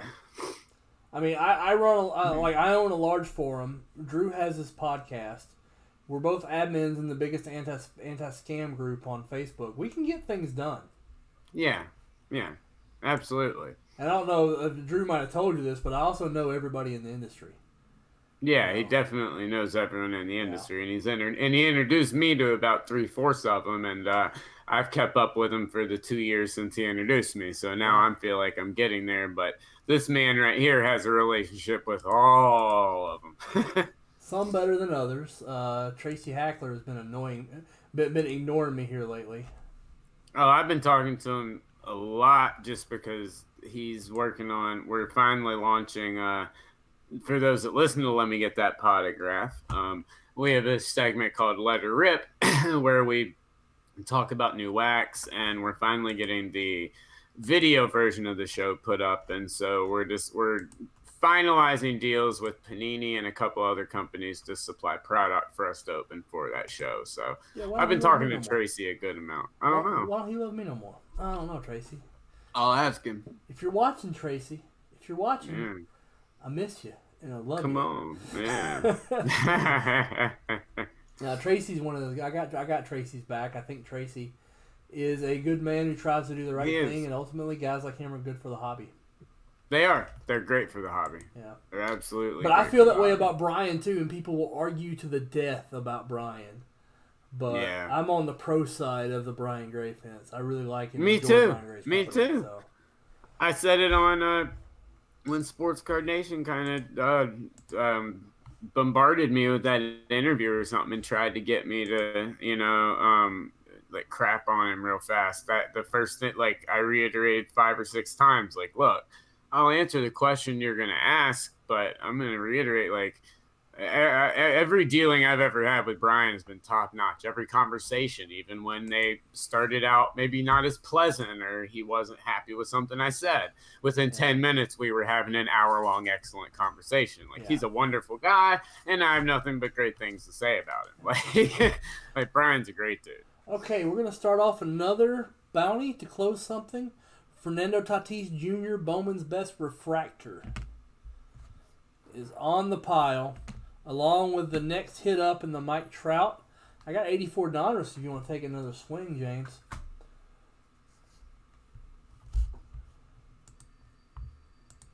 So we got stuff here. Let's close this out with the last 20 minutes. Let's close it out strong.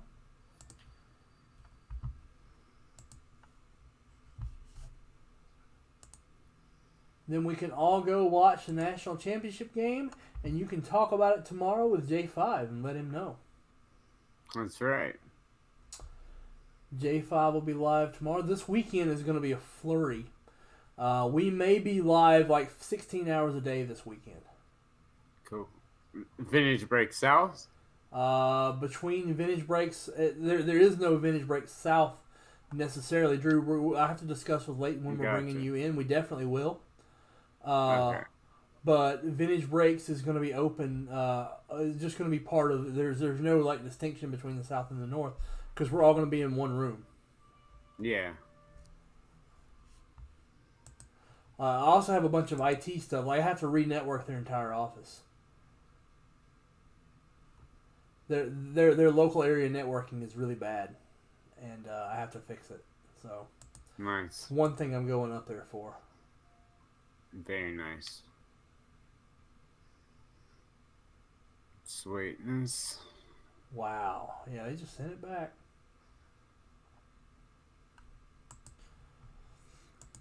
I don't like the way Panini does points. I'll tell you that right now. Yeah, their points are stupid. Yeah, I mean, when they do points, they should amp up what you get, not decrease it, because it's not an apology. Yeah. An apology that doesn't have as much value as what you're supposed to get is not really an apology. It's not an apology. It's not an apology. Yeah. It's more like a slap in the face. It is. Yeah. Yes, Nate. I'll be doing that this next weekend. I'm flying up Thursday.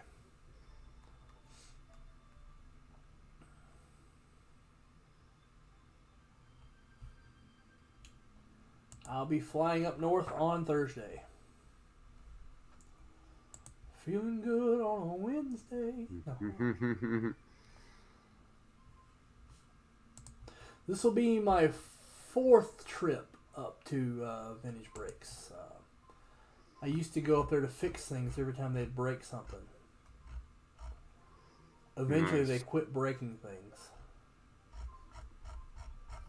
Nice.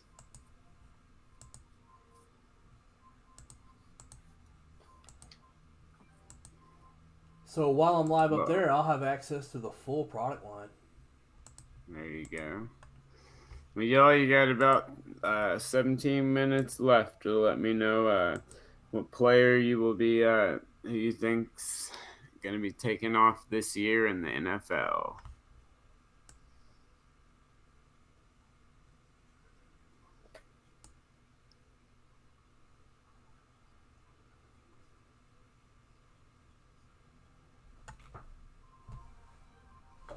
I'm going to add to the closeout pile.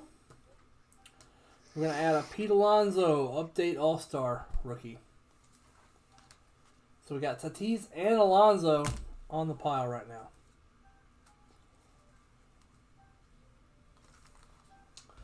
Tatis and Alonso just out there for the taking. I'm going to go make some queso after this.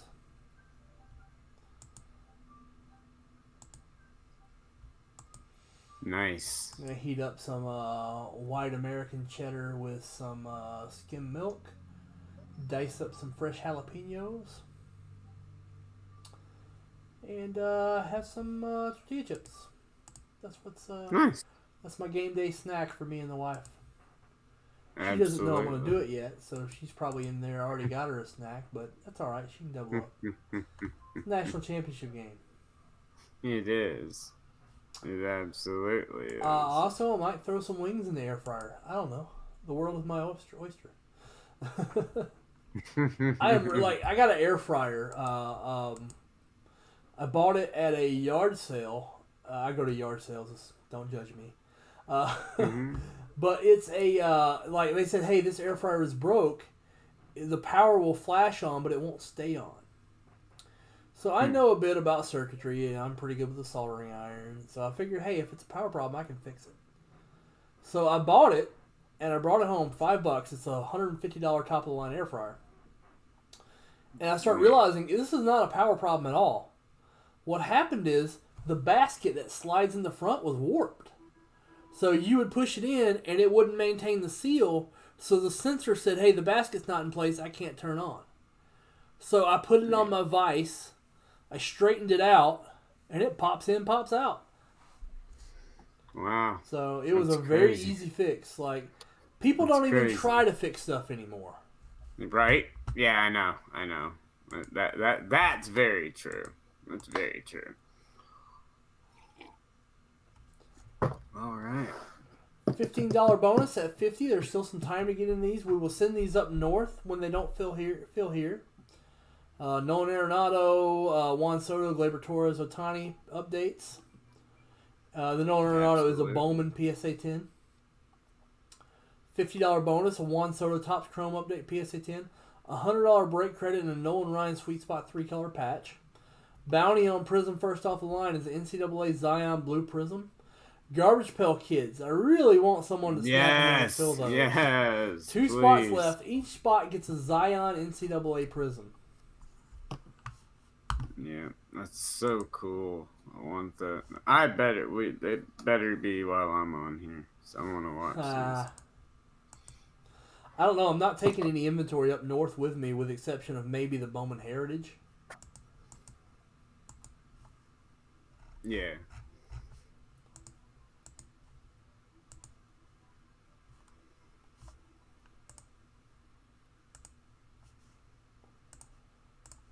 I don't know. I might not.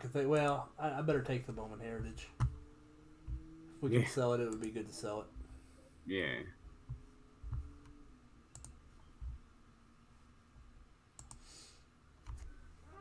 All right, we have 13 minutes left in the broadcast.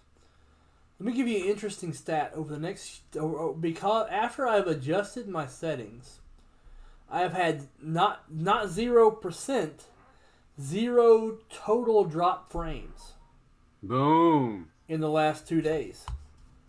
Boom. Now, hey, Chris, quick. Yeah. Oh, no, I was going to say, now, what about if until I can get, I'm getting a new computer to run all this stuff off of, like a new laptop. Until I do, if I had an external hard drive plugged up to this, would running OBS go a lot faster if it was running at the same time? What do you mean external hard drive? External hard Like, drive is does there? not affect your speed. All right. Well, is that I know that's what I'm saying. Is there anything I can hook up that would? No, not with the Surface. Okay. Okay. The limitation on streaming, you have to have encoding. Now, I can adjust the settings of OBS to where it'll work, but you're not going to get just good encoding from OBS out of the box on the older. Because I just wanted to be able to green screen it, so I just got to wait till I get my new computer. Okay. No, you can do it on the Surface. Yeah, but it doesn't. It seems to be it runs real slow when I do StreamYard and OBS. Yeah, because StreamYard's going to take about of my i5 processor here. StreamYard takes about 22% of it. That's what I'm saying. So like, I have to get a new computer before I can use the green screen on StreamYard. So don't go all out for a new computer, man. No, I just want one. I just want one that's hey, any of you guys out there have just all I need is something that's wiped clean. It's literally going to be used for one thing, and that's going live. Like everything's going to be taken off of it immediately. Like it's just for live shows and handling that stuff. So if anyone has something, let your boy know. I bought one off the Facebook Marketplace. Yeah. And I got it for $90. And it's perfectly capable of running anything. Nice. You just have to watch the specs. Yeah. And you have to dedicate the system to what you're doing. You can't be running other things. It has to be only for OBS and a few browser windows. Right. Like, I don't know that green screen would really benefit you all that much, though. Well, I meant for other stuff too. I mean, okay. Yeah, that way you can set up any background you want for different things. You wouldn't have to actually physically hang up banners. Exactly. So, because there's a couple things I got going, like for Let Her Rip, that I'd like to have in the background. So, you know. Yes, Steven. It's ending based on the current sales level. It's been really cold this last half hour. And when it gets cold, we don't try to force anything here in the South. We just sign off and go enjoy our lives. Yeah. It's not because especially of the national game. championship. Yeah. For me, it's not because of the game. I'll go on during the game. I don't care. Me neither. Yeah, I'm not watching the game. So. Oh, I'm definitely going to watch the game. I mean, I'm watching it, but I'm not like glued to it. Like can't take my eyes off you. Yeah. But yeah.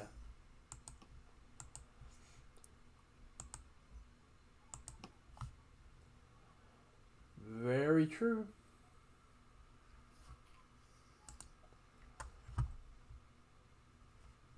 Yeah, encoding settings in OBS are pain. But you can pretty much get OBS to work on any system. It just depends on what resolution do you want. Like, to get it to working flawlessly like I have here, I had to sacrifice some resolution. Right. But you really can't tell unless you're trying to do Super HD.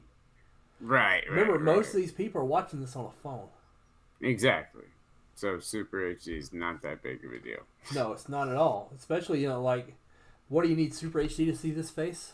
No, you don't. I was about to say, y'all don't want me in Super HD. Yeah.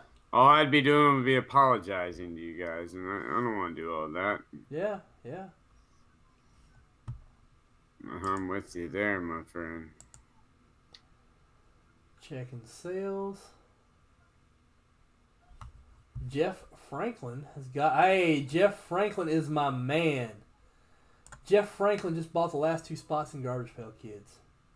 Nice. So we're going to close on a good note by opening this Garbage Pail Kids. Let me go dip Jeff Franklin. Yeah, and then we'll do Garbage Pail Kids. Awesome. Well, at least we're ending on a good note tonight, guys. That's always good. Never want to end on a bad note, obviously. But yeah, definitely about those computers, let me know, because I got a lot of stuff that I'm looking to do here soon. Look on eBay for a IBM or a Lenovo mini tower, and when you find one, let me know. I'll take a look. Okay, cool. So like I said, it's just for these shows and stuff like that. But anyway, y'all, 8 minutes left to get in who you think is going to be the best NFL rookie this year in the hobby. Who's going to be the hobby darling?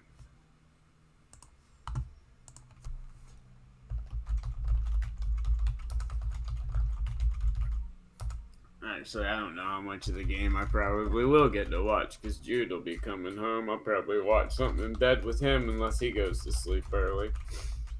If he goes to sleep early, then we'll watch some more. I mean, he don't want to watch football?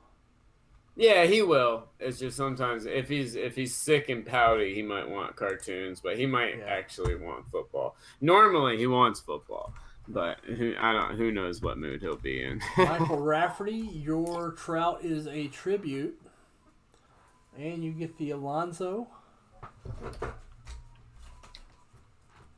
Put your name on this. Rafferty, you dip with 2 spots in the 50. And I gave you 9 spots in the 15. Not Rafferty. Sorry about that. Jeff Franklin.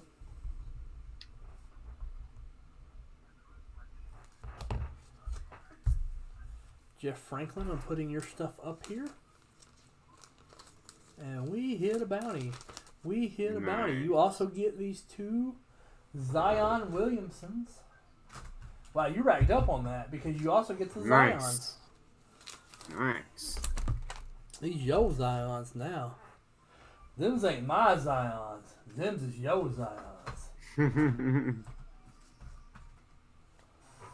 Zion Williamson goes to its new home in beautiful Monroeville, New Jersey. How far are you from Somerset, Jeff? Yeah. Like, if you're close to Somerset, hit me up. We'll go do lunch or dinner, whatever. Be glad to meet some of you guys. Yeah. New Jersey's a tough state to travel in, though. And y'all, if you're ever in Charlotte area, Boone area, Winston-Salem, hit me up. I'd love to meet some of you guys. If going to Boone is going to the city for you, you might be a redneck. No, I didn't say that was going to the city. Oh, it is for some people. It is. That area is sparsely populated.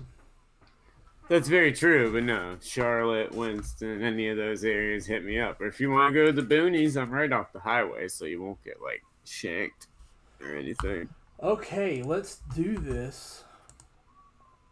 Okay, we got 1985 Garbage Pail Kids First Series pack number 32. Garbage Pail Kids, we're going to look for some Atom Bomb. 4, 5 is how we rolling. Boom, boom, boom. Boom, boom, boom, boom. If you find yourself up in Somerville, hit us up. Can't speak for Leighton, but I'm sure he wouldn't mind meeting you. 1, 2, 3, 4, 5. Here is our order.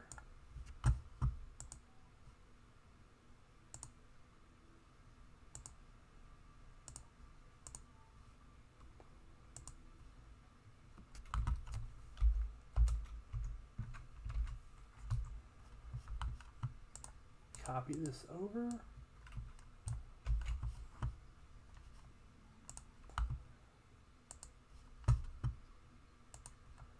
Normally, after the show, I'd have a lot of work to do to get the package ready. I'm not going to do that yet.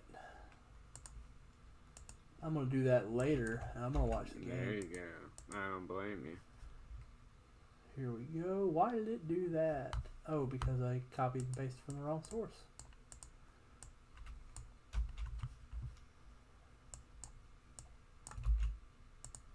Here we go. All right. Ready to go. 5 cards in here.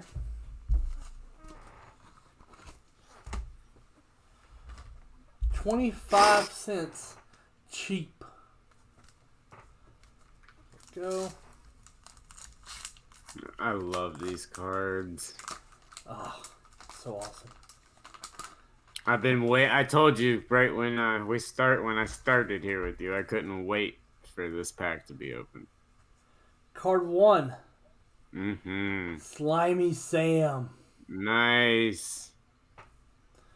We're going to leave the gum on there because I think it's cool.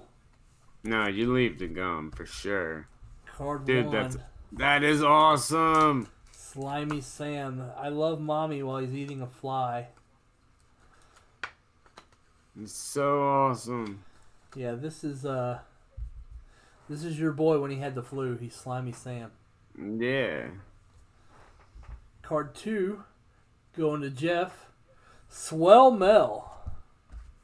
Why does Mel have a beard? That's just Garbage Pail Kids. Sometimes they have beards. Yeah. 3, Boozin' Bruce. Bruce has a problem. Bruce. He does. And for a kid, like that's early. Yeah, I mean, he's gonna have some problems. He's gonna need a new liver. I'm pretty sure Bruce probably isn't around anymore. No. Stinky Stan. You got to look up the values on these because some of them will surprise you. They're insane. A PSA 9 or 10 is big money for some of these cards. The values will shock you. Yeah. And Nasty Nick. Yeah, it's Steven the Nasty Nick. Massive. Like, huge. Drippy Dan. Yeah. Is the one off the wax stain. Nice. I can't think of a better way to end a broadcast. No, absolutely not. Let me write this down. We'll do our giveaway. And we will hand this off to J5 on Tuesday. Yeah. Here's your list right here. Thanks, everyone, so much for interacting, entering into the contest. Love doing it with you guys. And love chatting with y'all every couple days a week. Filling that Garbage Pail Kids is clutch. It was, man. Thank y'all for filling that up, and I'm gonna be sending Chris some. We're gonna have some all new bounty cards here at VB South. There's a package is gonna be in the mail to Chris here soon, so we'll have lots of new bounty cards here shortly as well. All right, let me pop over and see what the list of promo is.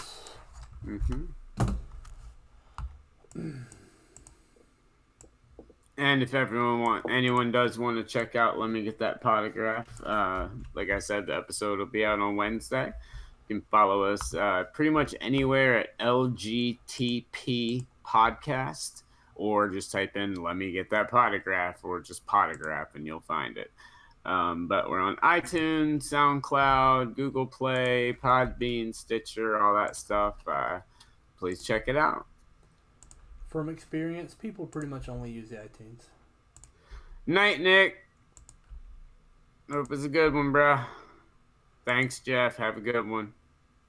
There's a lot of names missing from this. Huh? Let's see. 1 second. I saw not from the one that I had. Well, I know I saw Nick answer the question. Well, he should be on there. Unless it didn't copy the whole list. No, I just added him. No big deal. Let me add. Yeah, he's on there. Okay. See how many times we're going to randomize it. We're going to randomize it 5, 6, 7, 8 times.